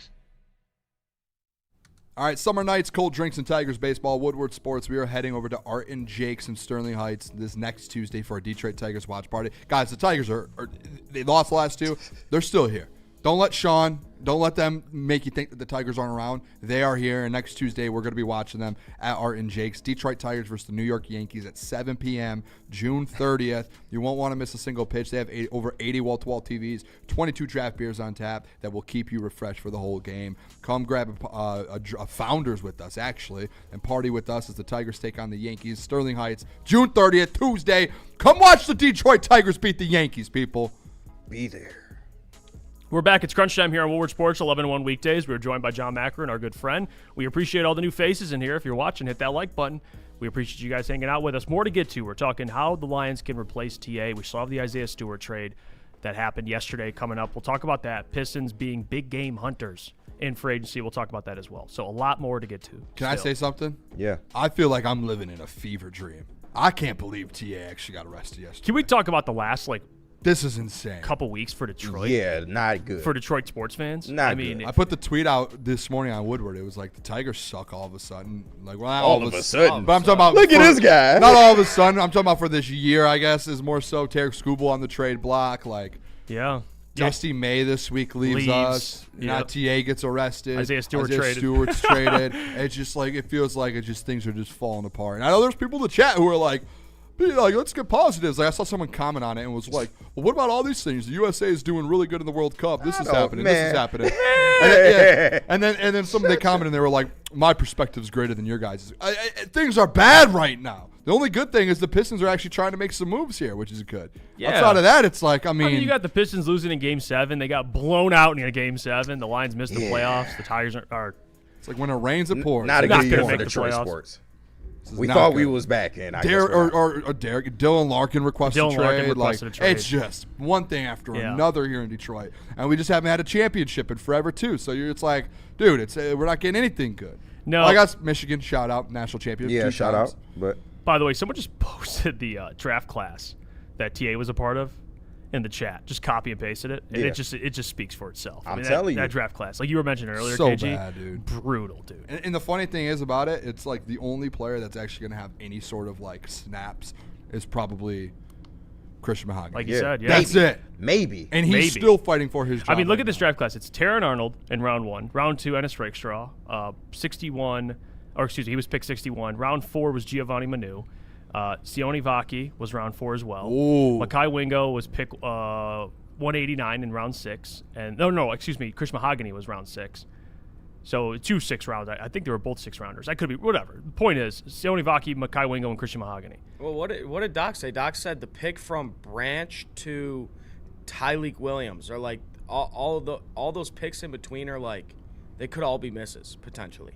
Yeah. Like from the Brian Branch pick to the Tyleik Williams pick, because the pick after was Tate Ralledge, and he's a starter and contributor on this team. But it's been a tough 2 years of drafting for Brad Holmes. Yeah. Now to get this thing back on the rails, I do like this draft class. Okay. Yeah. Okay. I do. It's a good draft class. I do think this draft class has a chance to kind of get back in there, but yeah, it's brutal. Hey, There's that black hole in Anakin, there. by the way, in the chat, y'all let negativity, depression take over you too much.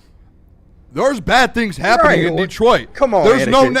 it's not even us trying to be negative, and it's bad things Booner, are try happening. to smile right now. Try to smile. Use that education. I Anakin. can't Come smile on. right now. Like, what? I don't, and until I get a trade alert from Trajan Langdon trading for like Tyler Hero or like I don't know Kawhi Leonard, then I don't want to smile until then. No, there's really no reason to smile. What are you laughing at over there? You're giggling too much. Nothing. It's like everything's all just butterfly and rainbows No, for it's you all over there in the no, TD booth. It all sucks, Boone. No, I don't know why people would say, hey, just put a smile on. Look at that smile. We just lost We 50 suck. viewers after that. We suck. We just We're lost. terrible. Our players are getting arrested and traded. Yeah, it's actually brutal. Everything's fine. We're winning a championship this year. Scary hours right now. No, it really is, man. And now we're in let's look at this. How can the Lions replace TA? They can't. Yeah, it ain't in the house. I tell you that. I got a name for you. Okay, yeah, okay. I got a name Yep, for let's. you. Ennis That's always Rakestraw. good. I got a name for you. 2 all right. words. Ennis Rakestraw. Yeah. Ennis Rakestraw. Rake Island. Ennis Rakestraw. Yeah, It's dude. Rake Island. Tell. If you're listening, Ennis Rakestraw, you're the hero the city needs. It's like some Batman stuff. Right. They need you back. He could be the savior, dude. You could A be picture the of savior. a rake in the sky. Yeah. We should make a graphic. Shine the rake, man. Right. We, Shine the rake. Ennis That's a great Rakestraw, idea. this city needs you, bro. They do bad. You're the 2nd-round pick. I know it's been rough for you, dealing with a lot of injuries. You can't control that. That's fair. But with this TA stuff going down, and he's out, you're up. And the Lions need a corner, too. And guess what? Your number's called. I don't know which number. You've changed 14 times the last 3 years. But your number's called. So, Ennis Rakestraw, please.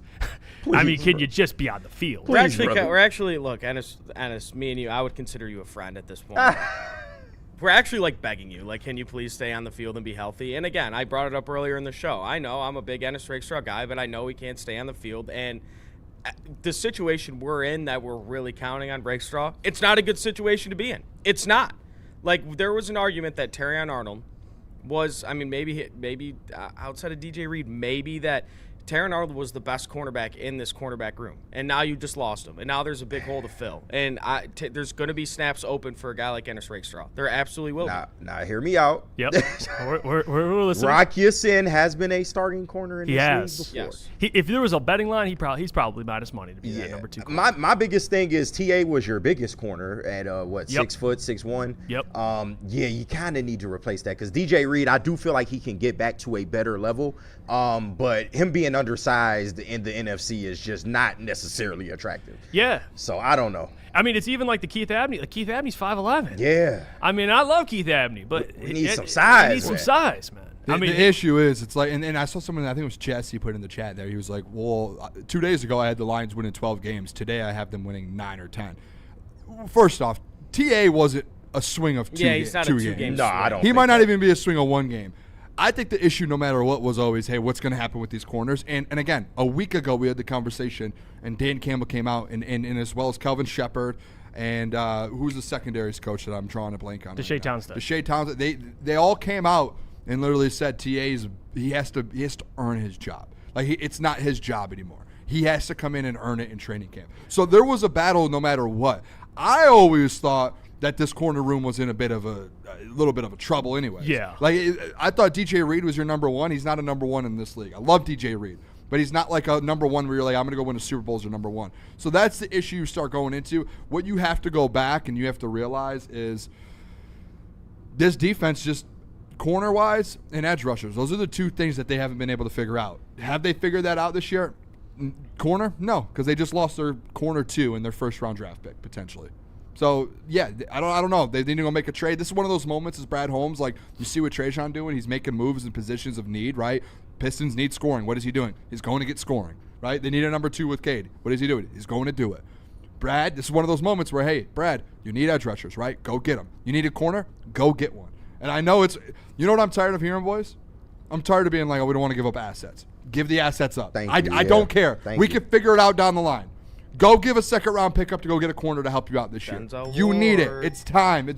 There's no longer like, hey, we could just sit back. You just lost one of your top 2 corners. And that was already a position that you weren't great in. So go make a move. Like, if I'm Brad, get off your hands. Get up. Make a trade. Go get someone to replace Terrion. And you could do it. Go get a corner 1. The Colts literally just traded for Sauce Gardner last year. And I'm not sitting here like, I know people wanted to trade for that. This. Go get just someone that can help you out in that corner room. Get a proven product at this point. Because you're going to lose another you're not going to make another Super Bowl because someone's going to pass for 400 yards on you in the playoffs. Matthew Stafford. And you're done. And you like who's guarding Puka Nacua? Devontae Adams. And it's Rakestraw. You're up. He's going to be guarding him from the hospital. Like, yeah. I mean, well, to be fair, the super chat, Michael Weary, appreciate the $5 here. Here are some DBs available. Ready for this? Rasul Douglas. Oh. Tre'Davious White. Oh, yeah. Ife Melifonwu. Okay. Adoree Jackson. What do you think? Well, Michael, I think the Lions are boned. That's what I think about that. They did not set themselves up, man. I know people are like, they got depth. They got depth at the nickel and safety position. You're right. Which one of these guys are going to go out being a corner 1 on the outside for you next year? None of them. Rocky Sin's a corner 2 in this league at best. And I love him. He gave you a good time last year. Here's the problem, man. Like, because I love what you're saying. The only issue, man, is like, I look at corner. If a team has a good corner, it's like having a good tackle. They don't give them up. No, they don't. That's but what again, sucks. There have been some available. Again, Sauce. I know they gave up a lot. You got to find a bad team that'll be willing to dump a guy like that. But you have to You have to start making calls, and you have to be aggressive. Like it's not one of those things where Brad's just like, hey, I made the call. Right. Hey, I made the call. No, be aggressive. Like it's like, oh, I want to go on a date with this girl. I'm just gonna call and say hello. Hey, okay, bye. No, be aggressive. Hey, want to go on a date with me? Go on a date with me. Let's go. Bitch. Go on a date with me. Bitch, go on a date with me. Brad needs to be different than he usually has. Be aggressive. And fans, honestly, if the Lions traded for a corner 1 in this league, I don't think fans are going to throw. If you gave up 3 first, I don't think the fans are going to be mad. I think they're going to be like, thank you. I don't think we should be telling men to be aggressive because sometimes that don't go the right way. Yeah, but I just don't know if Brad and this organization, even with this TA news, I don't think they view this as maybe a right now type of issue. Maybe towards trade deadline, you might be able to make something happen.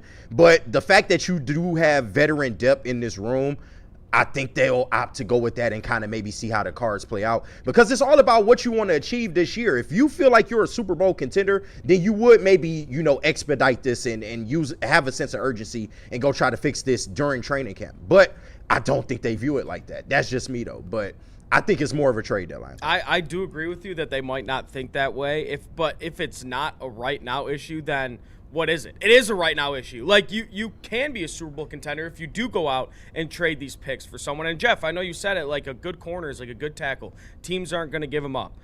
Booner, you said it.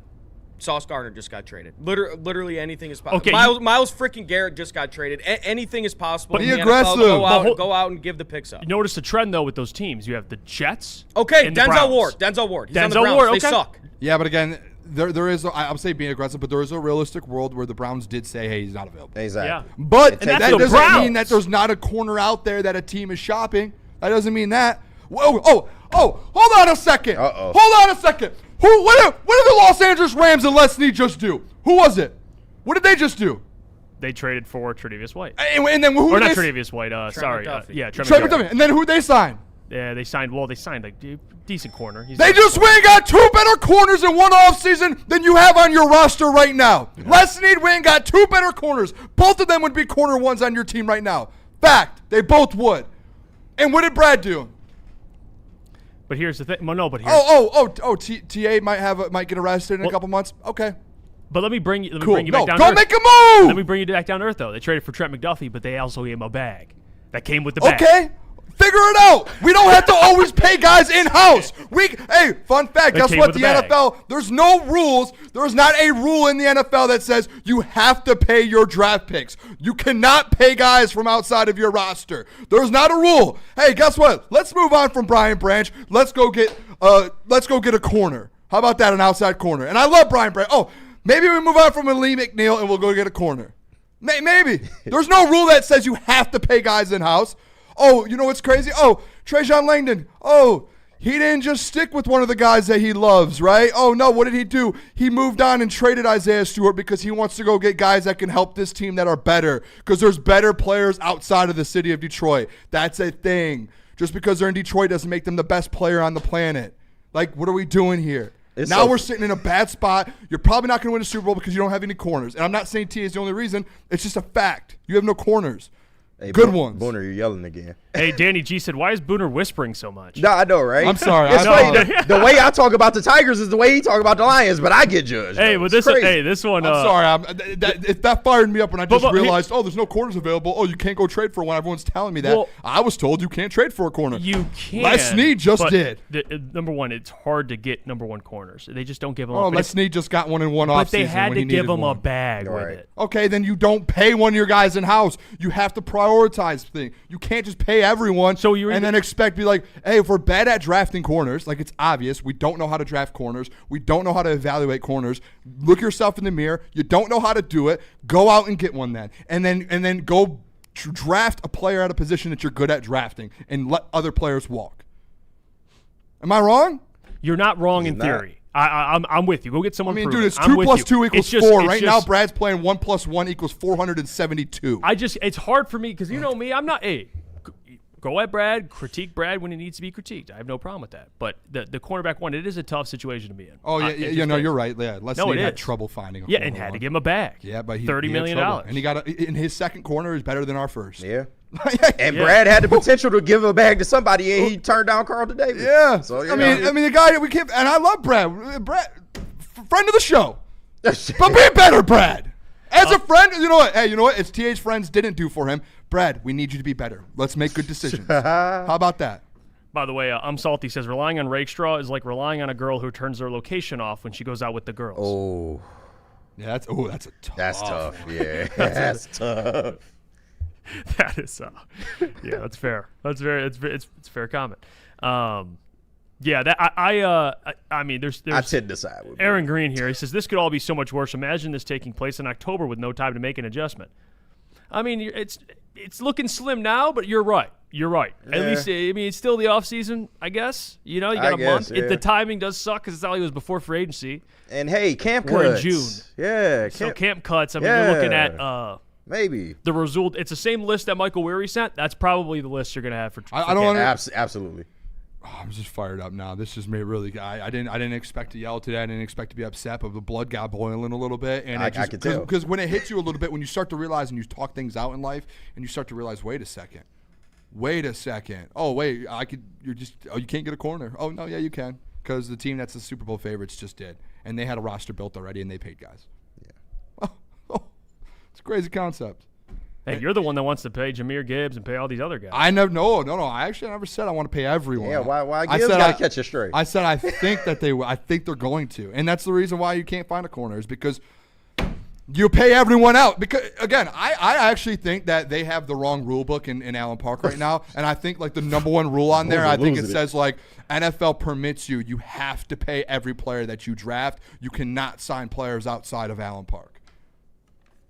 That's where I think it is, because the Rams just have dominated at getting corners, and Brad steps up to the media and is like, "Hey, my favorite position and my best position to evaluate in the draft and around the league is corner." He did say that. Well, that's the worst position you've drafted and brought in. My issue is, they signed DJ Reed, which DJ Reed's a good corner, but the issue was they signed DJ Reed assuming TA would just make the jump to number one, to be a number one corner. Right. They should have. Carlton, we know what he can do as a number one corner. That's where I think the issue was, because he paid money for a corner, but you paid money for a number two guy, a guy who's really good as a number two corner, assuming that your first round pick would take the jump. Yeah. What you should have done is try to get a number one corner. Shout out. In case TA doesn't make that jump. Coney. And there's Coney Dog. Shout out Spinny, man. I mean, He's in Chicago. He's from Johnny Mustard. So Johnny Mustard. Shout out Johnny Mustard. Yeah. I went there for right lunch around the block. They gave me a really good hot dog yesterday. You said what? Coney or Chicago? Coney. Thank you. Look at this Coney. Look at this Coney dog. That's incredible. I needed this after yelling at Brad Holmes for 10 minutes. Hey, by the way, shout out Micro Mike Thank in you, the chat. Spenny. He's in there too. He says TA's a real one. Suge Knight. Suge Knight's crazy. I mean, we're going Micro to Mike been going on board. I mean, Suge Knight. I mean, shout out, man. I mean, come on, man. Yeah, that's tough. Isn't Suge Knight getting out soon? Yeah, I think it's like coming up within very like soon. the next couple years, I think. Yeah. Hoof Hearted says, "Is the Detroit Lions secondary the new Bermuda Triangle? DBs keep going in and disappearing." I mean, seriously though. That's a good point. I'm sorry. What's Jerry Jacobs? Steve Wild said, "Booner, we aren't one player away." No, we're not. We have a full roster, But right? that's my point. But you are though. You have no corners. Like if you were going to rank, like let's do this, guys. Let's rank the position groups that are worst on this roster, and we'll probably do a full segment. But the dead last right now is probably corner. Safety room. The safeties they went out and got depth though. Because if you're healthy, you're good. They got. I mean, but like let's say healthy wise. I agree. Healthy wise, corner's dead last corner because they went and addressed edge. At least safety, like I give a lot of guys, like I give Chuck Clark shit, but there's some guys that have started before, I guess. Like corner, Rocky Sid has started. You can say that. Avonte Maddox has started at corner too, I think. So yeah, he was. But no, Avonte was playing safety for you last year. But I'm saying, but with the Eagles, he was a corner. Yeah, he can't. But I think he's safety now because he's a little slower. He's older. He was getting yeah, cooked. no, I get so that. I think they moved him. That's the reason they moved him. You got Rake, you got Abney. I mean, revision something. Revision not the mean. It's getting. Revision not the mean. Said Booner's Madden franchise is awesome. I bet. Listen, I'm not. Listen, me saying go get corner. That's not a or Madden franchise thing. It's not. It's, hey, figure it out because you have a position group that's been dead last position group on your team for the last 5 years. It's still dead last on your team. You've drafted a first-round draft pick there. You've drafted a second-round draft pick there. You've gone out and signed corners in free agency. You've traded for one. And some reason you haven't been able to fix this room. So maybe, and this is just, listen, this isn't a Madden franchise because the Rams literally just did it.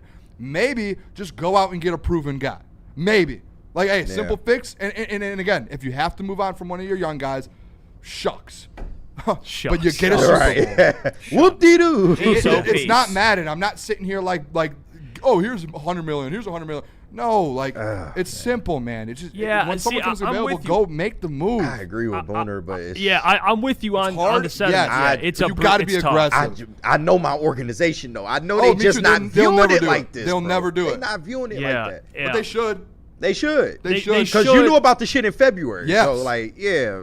Let's look back. Look back the last 5 years, man. Like, you tell me how many corners have been moved at that level. Like, I'm just being real. Like, Sauce went for a ton of. Not a lot. In the last it's not a lot. year. They go in free agency. They don't go trade. It's tough. I mean, unless the Jets are so bad, they're like, we got to trade everybody. That happens. You know what? If there's fire sales, you could definitely get involved on that. Shit, if Jalen Denzel Ramsey, Ward's available, maybe maybe the Denzel fucking Ward would last be an one I option. thought. But like.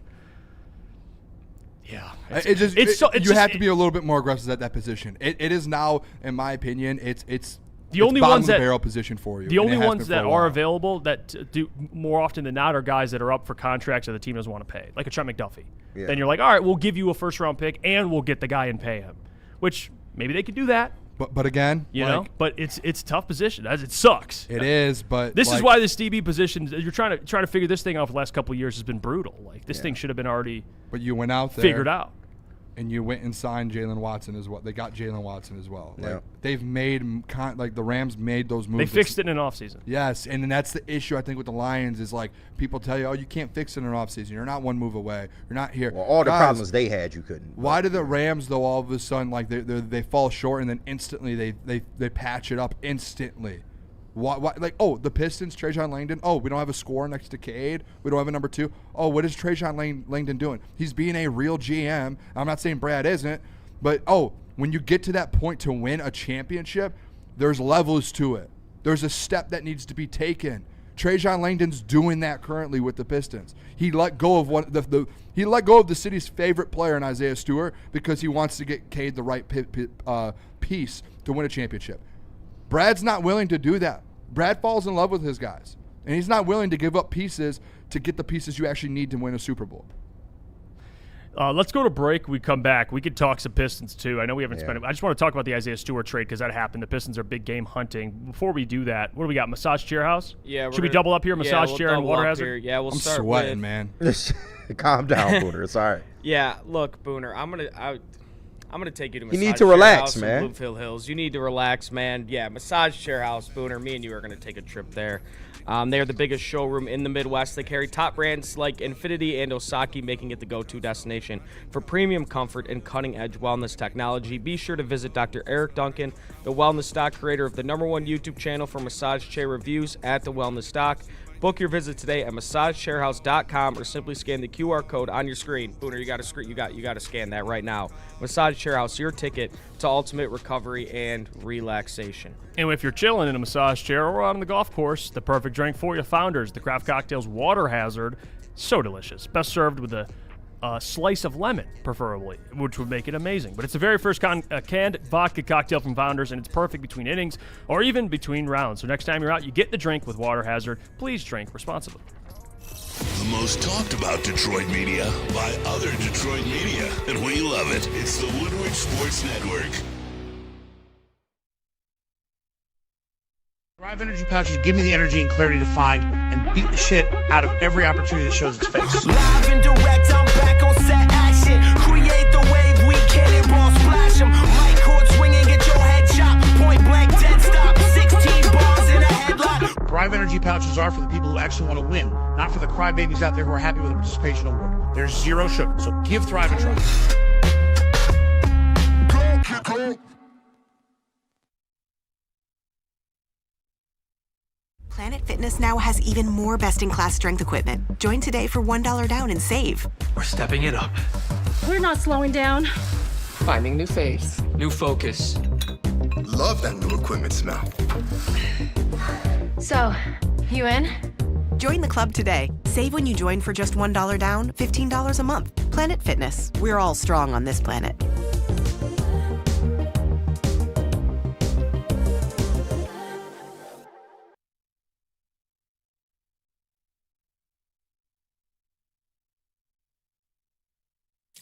Thank you to all the fans for making Woodward Sports your #1 online destination for Detroit sports. We promise not to drop the ball. All right, we're excited to welcome our new partners over at the Founders Brewing and the legendary All Day IPA. You see the cans on the screen there. It's beautiful. It marks the 15th year anniversary for All Day IPA, and it helped define the session of IPA category, and it's the fans, you, who have made it last this long. It's citrusy, crisp, and refreshing with 4.7 ABV. It's built to go the entire game, entire round, whatever it is you're doing and when you're drinking this. So next time you're watching the game or golfing, making an all-day IPA from Founders. And as always, please drink responsibly. Always. And let me tell you about the best deep dish pizza around, the original Detroit-style Pizza Buddies, and they are grateful to be your hometown favorite. Follow their social channels and join their awards program to see what they have planned throughout 2026, and you can add some Detroit style to your next event with Buddies Catering. The menu is packed with fan favorites, including their award-winning pizza, signature salads, home-style pastas, and more. Save 20% on your next catering order of $200 or more when you order with promo code Woodward20. Visit buddiespizza.com/catering to view their complete menu and place your order today.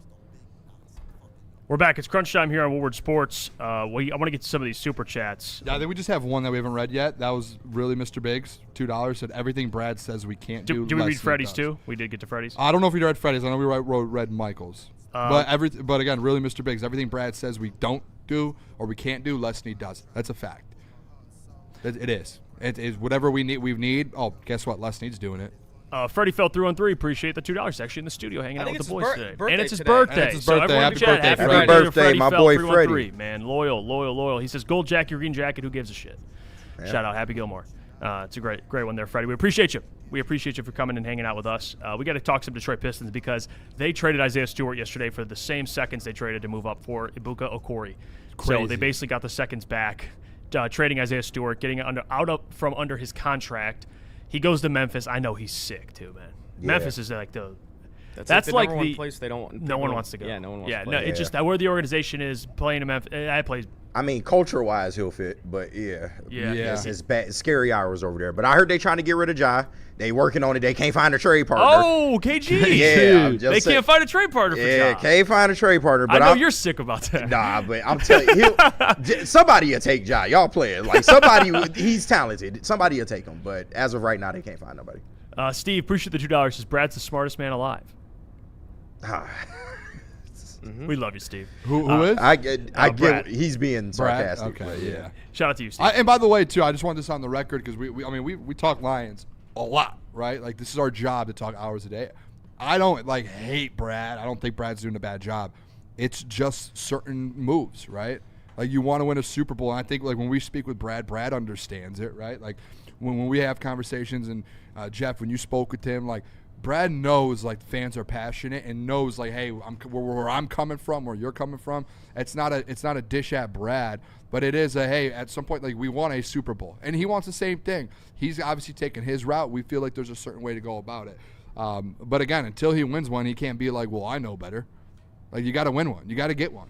And right now, Les Snead has one at the end of the day. So, and he's done it the way that he has. And you would think that Brad, coming from the Les Snead tree, that Brad Holmes would kind of follow Les Snead's footsteps. And he hasn't. He's done the complete opposite of what Les Snead does. So it's a really weird kind of situation, to be honest. I want Pistons fans to know this. So Isaiah Stewart was traded.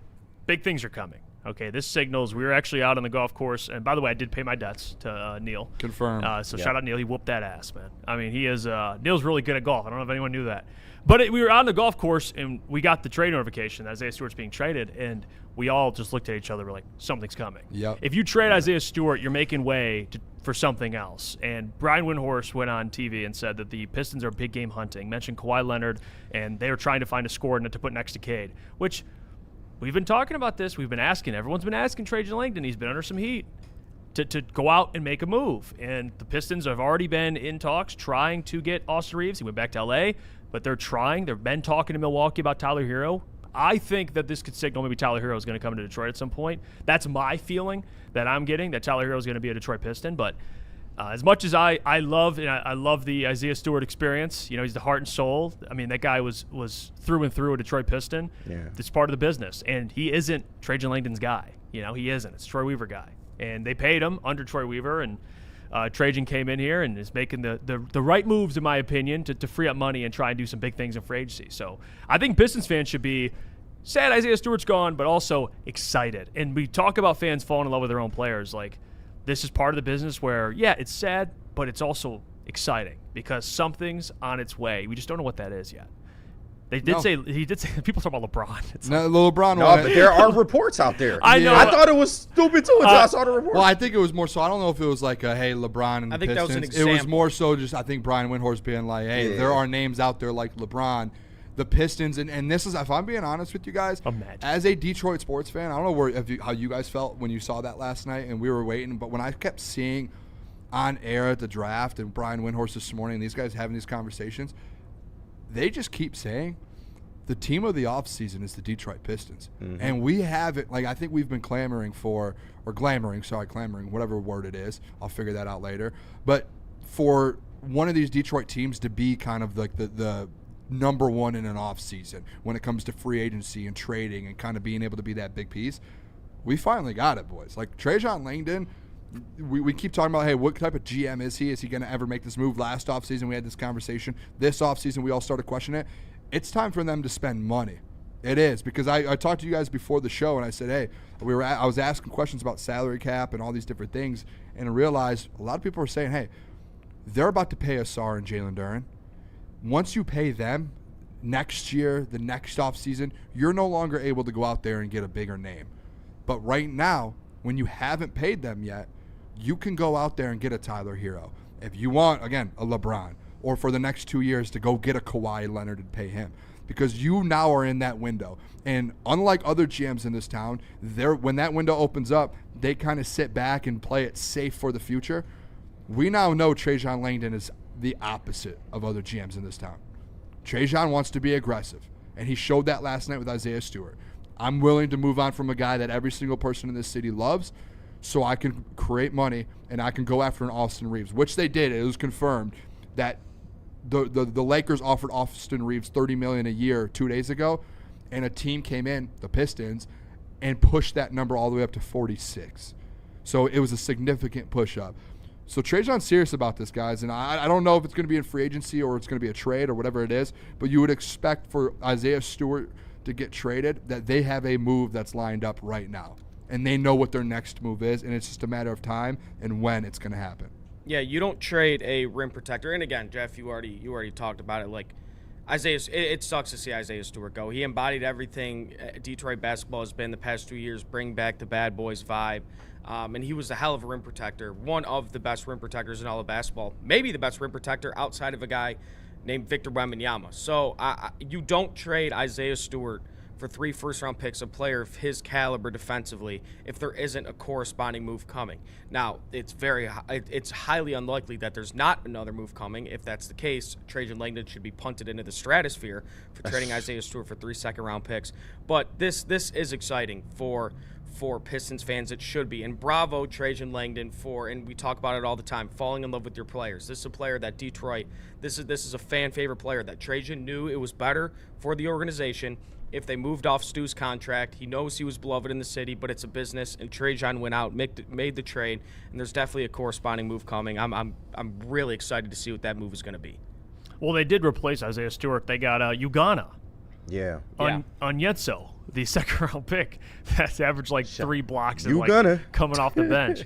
Ugana. Yeah. No, they drafted him last night. But yeah, no, you're right. They did trade. If you're going to trade a guy like Isaiah, what he provides defensively, then you obviously have something coming. And to be honest with you, like I know people are. I see already the comments. I'm out on Tyler Hero. Like, okay, cool. Right. That's fine. They're not. Yeah. Even like. Okay, Kawhi Leonard. We can revisit that conversation. We've already had it. We've already had it. Me and Booner we argued about it. Where are we at now, chat? And everyone in the studio. Kawhi Leonard. He's potentially on that radar. I've already shared my thoughts on it. I think Kawhi's at a point in his career, unless the Clippers are just trying to rebuild and trade everyone away, which could be the case, that he's probably going to just stay in LA and ride off into the sunset. Because I do think Steve Ballmer, the owner of the Clippers, is like, I think him and Kawhi are very close, and I think that's he paid that man. He greasing his palms. What do you mean? Yeah. Paying that man a lot of money on the side, allegedly. Yeah, but, I will say this. I just think he stays there, but the fit makes a ton of sense. I understand that the way he's a great defender, he's an efficient scorer. He'd be the perfect guy to put next to Cade. There are concerns about the load management issues, okay? They've taken a lot of time off in the injuries that have kind of surfaced over the last couple of years. He's not the Toronto Kawhi he is right now. He did play really well last year, but there's risk in that, although the upside is way higher than Tyler Hero. But his name was thrown out there yesterday. It was this morning Brian Windhorst said, hey, Detroit obviously is the name of the offseason now, the team of the offseason. And he said a name to watch out for is Kawhi. And I get it. He wants to be in L.A., he wants to stay in LA. He doesn't want to go to these different cities. And I know people said a couple days ago he doesn't want to be in Detroit. I don't think it's specifically he's like, I don't want to go to Detroit. I think he probably stated, I don't want to play for any other team, right? Like, that's where he is. Right. That doesn't mean he's not going to be traded. All right. We know this. Like, I don't think he wanted to go to Toronto. Spurs got rid of him still, right, and made a move. And I think there's a situation to where with Kawhi, if prices line up and the package is good for the Clippers, and Steve Ballmer, as much as he loves Kawhi, guess what? There's that investigation going on. They probably want that done too. So I think there's a chance that, every name right now for the Detroit Pistons, if they're the number one team of the offseason right now, every single name is on the board now. Yeah, and every name. There's not one name. And someone said on Twitter, and I think this is right, the Detroit Pistons right now control free agency and control the offseason. We have never been in that situation in Detroit with the team. Mm-hmm. All of a sudden, this is why I think Trajan Langdon, you could argue right now, is the best GM in the city, because he controls the entire league's free agency and trade market right now. It is in his hands. Now, has he made a move yet? No. So, we don't know what he's going to do with it, and that could change tomorrow if he makes the wrong move. But right now, that man has everything in the palm of his hand, the whole NBA, the whole offseason, and he could do whatever he wants. So I'm interested to see how he kind of goes about it. Yeah, this comment here, Dante, the super chat, appreciate the 5. Also, Windhorst also said that the NBA teams are waiting for the NBA higher-ups to finish investigation in the Clippers and how they're paying Kawhi's contract. Before they trade for him, yeah. And also, he is on a 1-year deal. So, for the people that were talking about Tyler Hero, that was a big thing. Like, hey, he's on a 1-year deal. You got to give him a bag. Kawhi's on a 1-year deal. Amazing here, bro. It would be basically the Raptors situation. He was traded there on a 1-year deal. He won a title. He left and went to LA. And you don't got to sacrifice defense, bro. He brings offensively, he brings it, and defensively, he's right there, bro. But I'm just preparing people though. Like if you make that trade, okay, he ain't re-signing, so it's a 1-year deal. Yeah. Kawhi's not re-signing in Detroit at 34 years old. I don't think so. So it would be perfect. It would be a 1-year rental. It would be perfect if you get Tyler Hero and Norman Powell. I think you're sitting there Wait, and you said who in Tyler Norman Hero, Powell? Tyler Norman Hero, Powell. Norman Is Powell. that you think that's enough? Some people Yeah, would that's view an that upgrade as from the last safe option. But Some that's people would that's do an that. upgrade from last. Like you're still a It's champion, upgrade, You're still a yeah. championship contender. You got like more you're- guys that you, can you handle just the put ball. yourself in that championship position. But is it enough? Because if you do that, then you could still go out and probably get guys off the bench. Maybe you still But now that you're in this position, though, I don't want you to limit yourself to just Tyler Hero. Like you said, the whole board's available to you. Like Yeah. if you can make any type of trade that you want to make, you just got to get the other team to be on your side. So I think if that's the case, then maybe you can aim a little higher. Maybe it is a Trey Murphy. Maybe it is a Kawhi, But I would want them to go a little bit bigger than Tyler Hero if they can. I wouldn't mind it. I would rather have Tyler Hero and Norman Powell than just Trey Murphy. There's one name that we haven't brought up yet. Who? Jeff, you could close your ears for this one. Zach LaVine. Jaylen Brown is a name we haven't brought up Okay. yet. It's not and they're happening. talking. We're talking big game hunting. We're talking guys like Kawhi Leonard. Brian Windhorst. I know he was probably a little bit hyperbolic on this. He brought up LeBron James. Jaylen Brown is available, and I know he makes a fuck ton of money. It's a report that we just offered Austin Reeves a crap ton of money, and the Lakers had to offer more money to Reeves. The match, Look, yeah. and obviously there's probably a 10% chance of this happening, but I would not be surprised if we saw the Detroit Pistons linked to Jaylen Brown in some capacity in the trade market this offseason. Like you don't make this Isaiah Stewart trade if there's not something freaking huge coming, and that's bigger than guys like Tyler Hero. That's even bigger than guys like Trey Murphy. I think something huge is coming for the Pistons. The difference between Jaylen Brown and Austin Reeves is about almost $20 million. Yeah, and we have it. And we don't, because you could have the 45 or whatever. I bet you they offered 40 for Reeves. They didn't offer the full 46. They forced the Lakers' hand to offer 46 because they probably offered less. You don't have it forever, though. The reason that they're in a position to make the splash now is because they don't have to pay Asar and Jalen instantly. Like, they're going to pay them, but when does those contracts really hit? When does all that start to hit? You pay Jaylen Brown because he's due for an extension this offseason that's going to be 65 plus. You pay Jaylen Brown, you don't have the money really, I don't think, to pay Asar and Jalen Duren.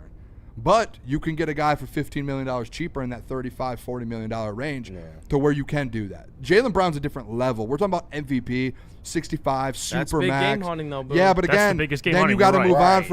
on from your other guys, Asar and Jalen Duren, probably, because the money really doesn't add up. One of them. You say we don't have it, we have it. We really don't. One of them, and I said I'd be okay if Jalen Duren was a part of a sign-and trade for Jaylen Brown. I would be okay with that. Like, yeah, you're going to have to lose one of them. Obviously, I'd prefer it be Duren, but I'm totally okay with that. Again, I know that Brian Windhorst was probably being a little bit hyperbolic with that, but like, hey, Jaylen Brown, he's been linked to a couple trades. I bet Can the we break Pistons will bread? be linked. Can we break bread on Sure, this before we yes. go to break? Yeah. I think of the options available, there's no doubt Jaylen Brown will be. If you told me Jaylen Brown and Cade, I'd say finals. I would say Absolutely. Of course. So, but if you say like Tyler Hero and Cade, or like I'm I not would say championship. championship. That's what I mean. Yeah, you're winning that. The other ones. So I'm with you on that in theory. Yes, and I would say even Hero. If you bring in Hero and Powell, I'm taking. I still Brown. Jaylen Brown. Yeah. Yes, I'm absolutely. With you. Yeah. I'm with you. Yeah, Mint Mate said sign and trade Duren. Yeah, honestly, you could do that. Yeah, That's the I'm okay only with way I that. think with Jaylen Brown you can get it done. But I do think you can get guys like Tyler Hero. You could have got Austin Reeves without moving on from those guys. That's why I think those pieces might be a little bit more valuable. But I do see it with Jaylen Brown. Like, dude, that's not even a home run, dude. That's like a grand slam at the bottom of the ninth. And I think I just Down feel it in 3. my bones, man. I feel like something really, really big is coming. Not that I do. big. I do. I wish feel it was that. You know what I big. actually Hey, probably Caleb, get ready to learn Norman Powell. Yeah, I was gonna say, Dude, hey, Not that big. we all were sitting here and we're like, today, like last night we were talking, we were all like sitting like, oh, on our show tomorrow before the show it's gonna break. Like, they already have the deal signed up. Like, they already know what's happening.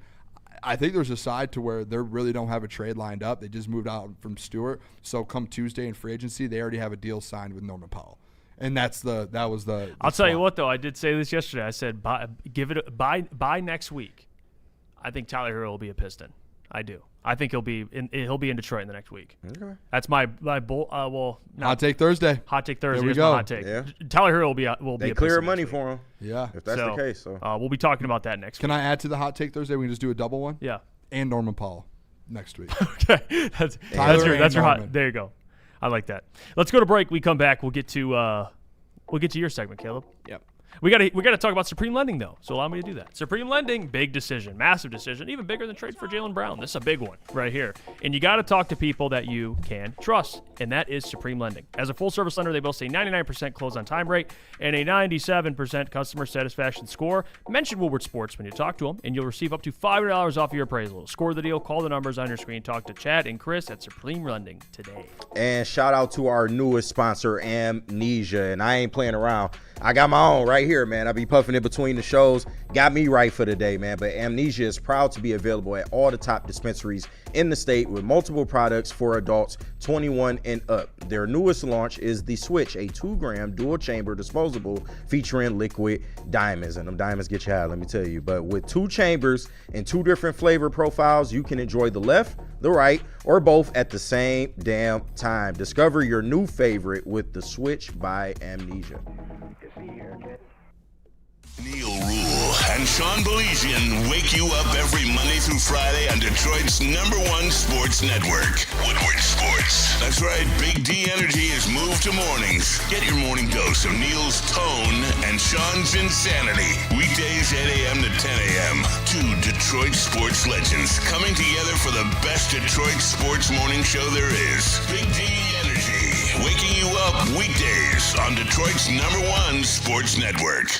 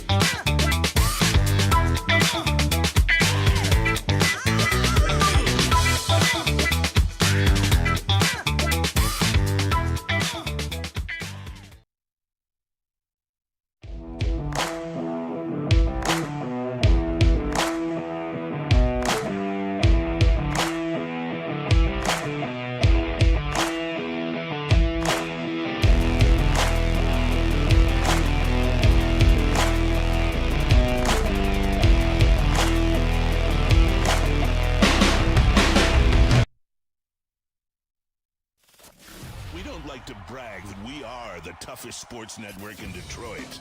But we do have a guy named Darren McCarty on our side. Woodward Sports.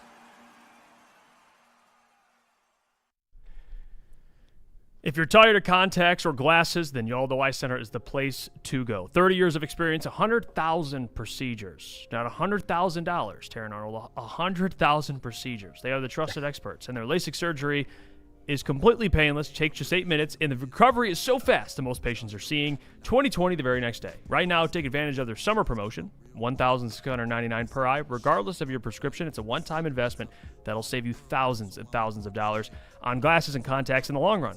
Wake up with clear vision. Book your consultation with the Yaldo Eye Center today at yaldoeyecenter.com/1699. We're back. It's crunch time. Woodward Sports. We got to get to shit you may not know with Caleb Zarnick. By the way, the champion right now in putt. The champion, yeah. We'll get to that. We'll get to that in just 1 second. I had a big match today, and if you've been following the golf thing on the Instagram, the Woodward Sports Instagram, I'm 4-0 right now. I took down a big competitor today. I'll play that video here in a second. But there's a video I want to play before that. So the NBA draft was the past 2 days, and Duke guard Isaiah Evans, who's actually a really good player. He fell out of the first round, but he was at the first day of the NBA draft. Expecting to be drafted. He did get drafted yesterday, 33rd overall, by the Timberwolves. I'll play the video right here, but I just want to explain this for a second because this is insanity to me. So he wore a suit with jewelry on it. It's a $10 million brooch. What? And a $1 million wallet chain. Here's the video. This is from the New York Post. They posted this. How much is the brooch? About $3 million. $3 million.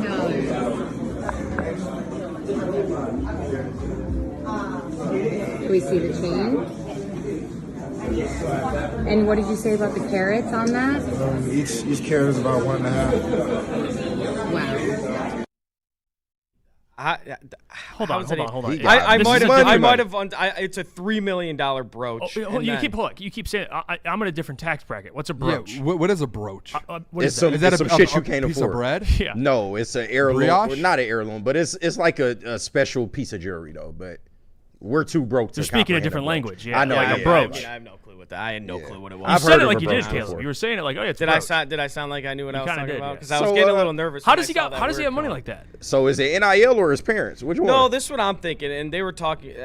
This is what I think it is. I think like there's probably a jeweler that wants to show off his jewelry, and he's like, "Hey, go wear this stuff, but you have to give it back after." Like that's probably like NIL money is crazy. Yeah, but it's not like $5 million worth of jewelry crazy. No, that's ridiculous because even his signing bonus probably isn't $5 million. Yeah, and he didn't even get drafted in the first round, which is insane. He got drafted 33rd overall. But speaking, dang, poor guy though. By the way, so he wasted he's $3 a million. player too. He's a 20-year-old who averaged 15 points at Duke last year. Like I don't know why. I'm pretty sure Chris from the Heavies has a brooch. No, he does. Yeah, I think he has like a $50,000 brooch. Chris Flatty. I think he was. I heard he's rich. Oh, I heard that too. I heard he's rich. Maybe Justin. You're right. Justin might have a brooch for real. Justin. We were talking about baloney yesterday. We were talking about baloney yesterday. I'm asking everybody. And actually, you know, Freddie Feld, I want to ask you too. You're in the studio. What do you think? Are you a baloney guy? Yes. No, come on, man. Hell no. It's I'm a fucking bologna guy. cancer meat. Bologna is the best. Hey, fried bologna, just fry some bologna up, Bologna throw is some the American cheese on it, toast up some bread, throw that on there, maybe a little bit of mustard, some mayo. That's dude, the greatest sandwich of all If time. I can't Booner, you know, afford ball. anything else, it's the greatest sandwich. Bologna of all Still time. good, unreal. man. Like break the glass. I need a bologna sandwich. Yeah, like, right. Things are tough. I get that. Bologna, but if I'm bro. like, man, I'm hungry. I want bologna. That shit is disgusting, You're a sicko. bro. And if you eat the bologna with the little spicy shit, Spam is you good. even more freaky. Spam is good as well. Fry up some spam. You're I heard living spam life. was good. I've never had it. Spam is but I heard great. it's You good. fry it up. Ooh, No. I heard it's good. spam Hype it up, sandwich. Spam. Bologna or mean, spam sandwich. Spam, I mean, but You hyping up Giovanni Manu, man. That's what you're talking about. You with literally spam. did that in real life. So By the way, Takes real one quick. to know one. Okay. okay, sure. Real quick, Kobe White was a potential target for the Pistons. Just re-signed with the Hornets. 3 years, $74 million. Wow. All right, Can I cool. be Thanks, honest? guys. No, because I was Awesome. thinking. I forgot he got traded. Do to they the look Hornets. at 3 years, 74 mil? Like, he's gonna be the starter. That was a over great there. reaction from the boys. well, because I'm No, because I was thinking for a second. yeah, it was processing in They my head. I'm finna like, make him the Kobe starter. White. Yeah, they finna make him a starter. They Yeah, believe in it. He's their starter, and he's good though. Kobe's good. He's not like a bum. He's good. I don't know if he's starter good, but he's good. In Charlotte starter. He's a good. But he's Charlotte a, will Yeah, never. in Charlotte starter. That's a good point. he's a good bench like scoring guard. I feel like, but. Real quick, I got 2 more things. I just wanted to point this out. I thought this was crazy. This is a tweet from Underdog. This is every second-round pick from this year's draft. Every single pick didn't belong to the team that drafted. Every team was a traded pick. The 50th pick was, but then that player got traded to the Raptors. I thought that was insane. So when we talk about second-round picks, don't mean diddly squat in the draft. That's exactly what that means. They're all traded picks. But this one... I'm excited for this one, gentlemen. Okay. Look, I was challenged today in the golf competition by the one and only Neil Rule, and I think you could guess by my tone, you know how this went. It's a 3-part video, so make sure to go check it out on the Woodward Sports Instagram. This is the last part of me and Neil's golf match. I got to make both of these, or I'm dead. This is a heck of a spot to be in. There you go. Like fighting for your life. Like, yeah. Like this is a bad spot, tough spot to be in. Like I don't know if I'm gonna, like I'm stunned that went in. Yeah, I think if I make this, it's closed out, right? Yep, I believe so. Right? Is that what it is? You're 4 for 4? Yeah, statistically, I think I am 4 for 4. 4 for 4. Okay. Let's go, Big T. 3-0. 2. Absolutely. Get in the hole. Get in the hole. That's how it's done right there. 4-0. Anybody in the studio? Anybody in the studio? Neil, hell of a match. Good Hell of a match, match. man. No Hell of a match. No doubt. That's can't be perfection, right? No, you can't. Can't be perfection. 4-0. Anybody in the studio, whoever wants it. Coffee's for crunch time. Let's get it. Oh, good. How Man, about that felt that? good. Caleb, after he got revenge, or he avenged us last Bomber and Neil. I mean, they did their Thank thing. you, Caleb. But Caleb said, "No, I'll step up to the plate." Coffee's for the boys. By the way, The champ is here. I would like it on record. We haven't talked about the golf last night. They talked about it on the morning show. We got sandbagged, and I'm not making excuses. When you talk about like sandbag, we got sandbagged. That's a strong statement, bro. Bomber told us that More so by Bomber. Yeah, Neil's we're just trying good. to figure out scoring because obviously, like, let's call it what it is. We're not out here saying we can golf in the 70s and we're scratch golfers. Me and Jeff are very, very. We let it be known that, hey, we're not the greatest golfers. We're in the 90s, right? Yeah. We want to have a competition with them, right? So we say, how many strokes do we get? Bomber's like, hey, I shoot like an 86, 87 at best. Like, that's my. Neil's like in the 70s. He said Bomber's just as good. We tried to get some strokes. They were like, I said it before. Neil's negotiating with the terrorists. Like, that's what it was. We were negotiating on the golf course yesterday to get strokes. I looked at Neil. I said, "Dude, I'm working. I'm negotiating with the terrorists with you right now." We were talking to like Danny Ainge of the Jazz. Oh, we were getting played, and I then, mean, then we felt like we thought, okay, maybe we got a little bit of a deal. We didn't get a deal, man. We got 6 strokes per 9. We should have got a stroke on every single. They hole. balled out though. Yeah, they were playing well. You gotta respect this. Bomber. I wasn't familiar with. I knew Oh, no, Bomber. Bomber get He's out. good. He's that guy. He's good. Yeah, So I'll next say week, it. I think we're trying to run it back on Monday. We're gonna have different. We're negotiating different terms right now. Figuring it out. We are in Crunch the- Time's 0-1 in golf. Yeah. right now. The Yeah, front y'all better not offices are lose like that negotiating. again. No. Well, I mean, we were the underdog. We battled as much as we could. You got tape now. But you know what? gotta You know what though? Gotta get better. Caleb Zarnick. Yep. You I'm made here. us proud. And shout out Freddie Felt. You made us proud. Shout out for the 199, Freddie. We appreciate it. He said, Caleb McGavin, choke on that, baby. Yes, Caleb sir. McGavin. Yes, sir. We're going to go to break real quick here. Let me tell you about grind time. Drop some mailbag questions, by the way. Drop mailbag questions. Grind time. Thursday, July 2nd, Darren McCarty is bringing the grit back to Detroit. Woodward Sports is taking over the grand opening of Grind Time Pro Wrestling Academy at the historic Brewster Wheeler Recreation Center in Detroit. The Woodward Heavyweights will be broadcasting live on site from 5 p.m. to 7. The open house runs from 5:30 to 7:30, giving you the perfect chance to tour the brand new school, sign up for classes, or lock in your gym membership. Then stick around right after for a free graduation wrestling show to see Grind Time's newest students put it all on the line. Don't miss out. Check out Grind Time Wrestling Academy on Thursday, July 2nd. Detroit has the best sports fans in the world. That's why they deserve the best sports coverage in the world. We are the Woodward Sports Network.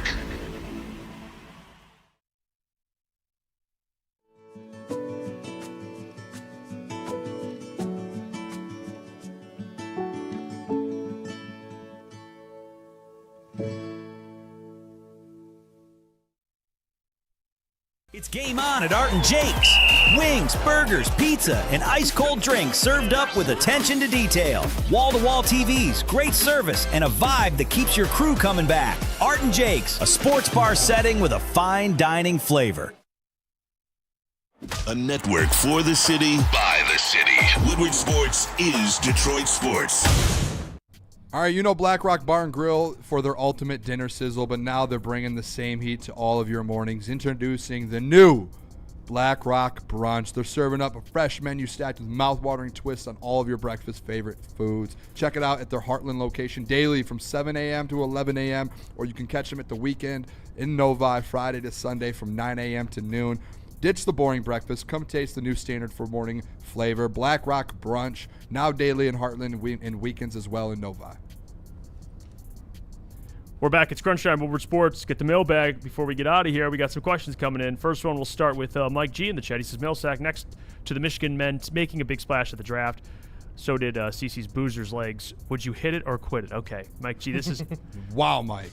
I mean, that's how we start mailbag? Yeah, oh yeah. Shout out Mike G. Mike G. Consistent, baby. He is consistent. I would like to Shout out Mike G, man. plead the fifth. That's my guy. Jocko says, mailbag, what is that hoodie you're wearing, Booner? Sick colorway. I got it's a Team USA. They play tonight, 10 p.m. I don't know if I'm going to be able to stay awake to watch it. Is it Turkey A? Is that okay? So it's not Turkey. They played Turkey A today. It's Turkey A. The match really doesn't matter because they already got the 1 seed in their pool, and it's locked up. Obviously, they probably want to keep the momentum going, I'm sure. Yeah. So I probably won't bet on the game because it's 10 p.m. I'll be sleeping. But I had to at least rock the USA gear that I have. So shout out Team USA. It's a man. winnable game. It's actually, I think his name is Jacob Craig. I just realized it. What did you say? He had an 8 as the B. Did you say Jacko? There's a Jocko, but there's an 8 there. So Jacob Craig, appreciate you. Man. Freddie is in there. Freddie's in the studio, by the way. He says, Mailbag, how many conies should I put down today? Hey, Freddie, it's your birthday. As many conies as you want. Goddamn right. Unlimited. But don't hurt conies. yourself. You're older now. He says, yeah.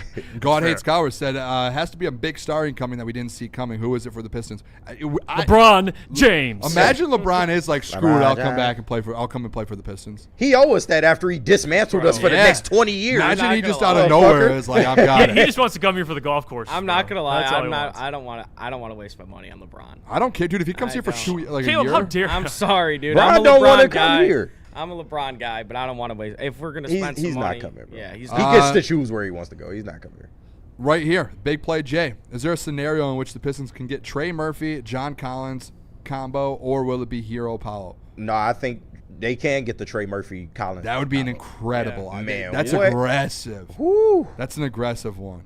It'd be John nice. Collins is kind of. I like Kool-Aid brought that up. I've always his name liked hasn't been John out there this Yeah, offseason, we've talked though. about him before, and I've always liked the fit, but I guess like The Clippers didn't know how to use him, bro. He was a 20-a-game guy with Atlanta. Yep. Like, and he went Can there. shoot and the they- three? Can Yeah, rebound? yeah. If he stays healthy, he's a really, really good player in this But league. that's how you match up with like Evan Mobley's of the world and Yes. these bigger fours. Is that guy he's a little more versatile. Will I Am, not Black Eyed Peas. He said, I like Nick Whiteside. Maybe he can replace TA. What do you guys think? He did well with snaps he had. Listen, I'm a Nick Whiteside guy. I went to school with him at Saginaw. That's my guy. Yeah. But as a starting corner in the league, I think he's a great rotational piece. He's obviously the practice squad, all that. Love Nick, dude. Great human. You need a legit corner. Will I Am, just say that out loud. Yeah. Like, you know what I mean? Like when you see, just say that comment out loud and you tell me how crazy that sounds. Just say it out loud. Sound it out. Sound it out. Well, Nick Whiteside replacing Terrion Arnold. Just say it out loud for me. Just listen to it. And like- listen to it.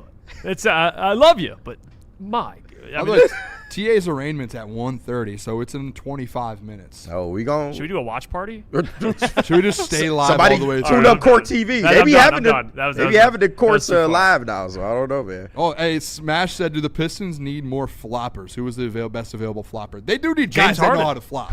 Yeah, James Harden. Bring James Harden in there. They need that. That's actually something they should invest in.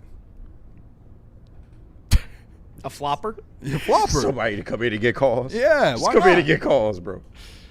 Bogey Time says Bronny time. Bronny Bring Bronny time. home. Yeah, okay. Yeah, I mean, Hey, Bronny time. You get LeBron. Hey, you get JR Bronny. says Mailbag. Y'all see that 7-foot rim protector Trajan got? Turns out he can shoot the three. I told you, Yeah. Caleb. Bro, I looked at this. Got Oh, looked at dog, that. 7 foot. I ain't know he was 7 foot. 6'11", 2.9 blocks a game. That's He had closest 8 to or- 7 foot we gonna get. I so. mean, the dude had 8 or 9 blocks against Duke. Yeah. He That's came off crazy. the bench though. Ryan Lentz keeps telling me that in the back. He's like, the guy came off the bench. I was like, he's big. He Yeah. can block shots. Got a little 3-point. You can use some size. We've been It's missing the that. second round, guys. Second round picks are sold for cash. You're taking he's gonna be like projects. the What was his 14th guy. rebounding numbers? Because that's probably his. He'll be 4 brought or in. 5, 4 or 5 a game. He came off the bench. Like I'm telling y'all, Well, he- rebounding has gone under the radar for the Pistons. Yeah. They could be bringing him in for that. And honestly, he might realistically, he might just signed a 2-way deal. It's not like he's going to come in. Yeah, right he's away. blocking shots. Second round yeah, he picks. plays defense. Like If you yeah. can block shots you at a need high a big level- presence down low. You do. So. Yeah, they do. God hate Coward. He said Nick Whiteside has to be better at football than the Crunchies are at golf. That's confirmed. He is in the NFL. We are not on the PGA Tour. Getting beat by Neil. That one is answered quick. Yeah, we are not on the PGA Tour. We Yeah. again, this is where like Neil victory lap. We know we're bad. Like there's no him coming in. Like we battled as much as we could. And we're only gonna get better, and we're gonna end up getting more strokes, which is good. That's what we need. But Neil went like he was like we're bad. Here's the thing: we picked the fight, so Yeah. we knew what we were getting ourselves into. We wanted the big dogs. We went into the Lions' den. Oh, we knew what we did. 8 days, guys. We haven't talked about this. Is Tom goes on the phone with Ishbia to get Booker. Ishbia wants to keep Booker. He already said Imagine that. though, anything can happen. Can we stop with Devin Booker, please? So no to Jaylen Brown, but yes to Booker. I'm in on Booker. Booker makes more money. I'm in on Booker. But That's insane. There's no. And his Again, I'm skills in on That's Jaylen Brown. insane, Again, bro. I didn't say no to Jaylen Brown. I just said you had to give up Duran, which I would do. I He's agree not with you. shooting the 3-wheel over the last couple of years. I don't know, man. I would take I'm good, Devin bro. Booker. Yeah, but they said Would I take him? Sure. Booker's but not available. Not for that price tag. at least we know Brown's available.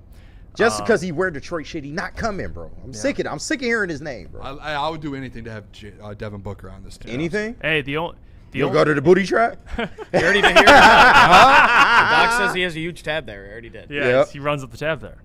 The only other non-Pistons jersey I have is a Devin Booker jersey, so I would love it. But he's not coming here. He's not. Like take the tape and Pistons. Put Pistons on it. Y'all turning me into Neil with Devin Booker, bro. It's like, come on, man. All right, we'll get out of here. We appreciate you guys. We'll be live tomorrow. It's Friday show, so tune in, coming out with us. We'll talk more. I'll be buzzed by then, so. We'll see. Maybe news happens tomorrow. It'll be a good day. But it'll be a great show. We appreciate all you guys. Hit the like button on the way out. We're live 11 to 1 weekdays, as always. Jeff I, Freddie, Booner, KG, Caleb Zarni. We got Freddie Felt in the studio as well. It's his birthday. Drop the happy birthday. Happy birthday. Freddie Felt. He's one of them ones. All right, we'll catch you tomorrow, 11 a.m. Love you guys. Peace. The next generation of Detroit sports media is here. Crunch Time is back on Woodward Sports. Join Jeff Iafrate and Booner Monday through Friday, 11 a.m. to 1 p.m. Taking Detroit sports coverage to the next level with massive interviews, viral moments, and the best live reactions. Get ready, Detroit. The young guns are taking over. Crunch Time on Woodward Sports.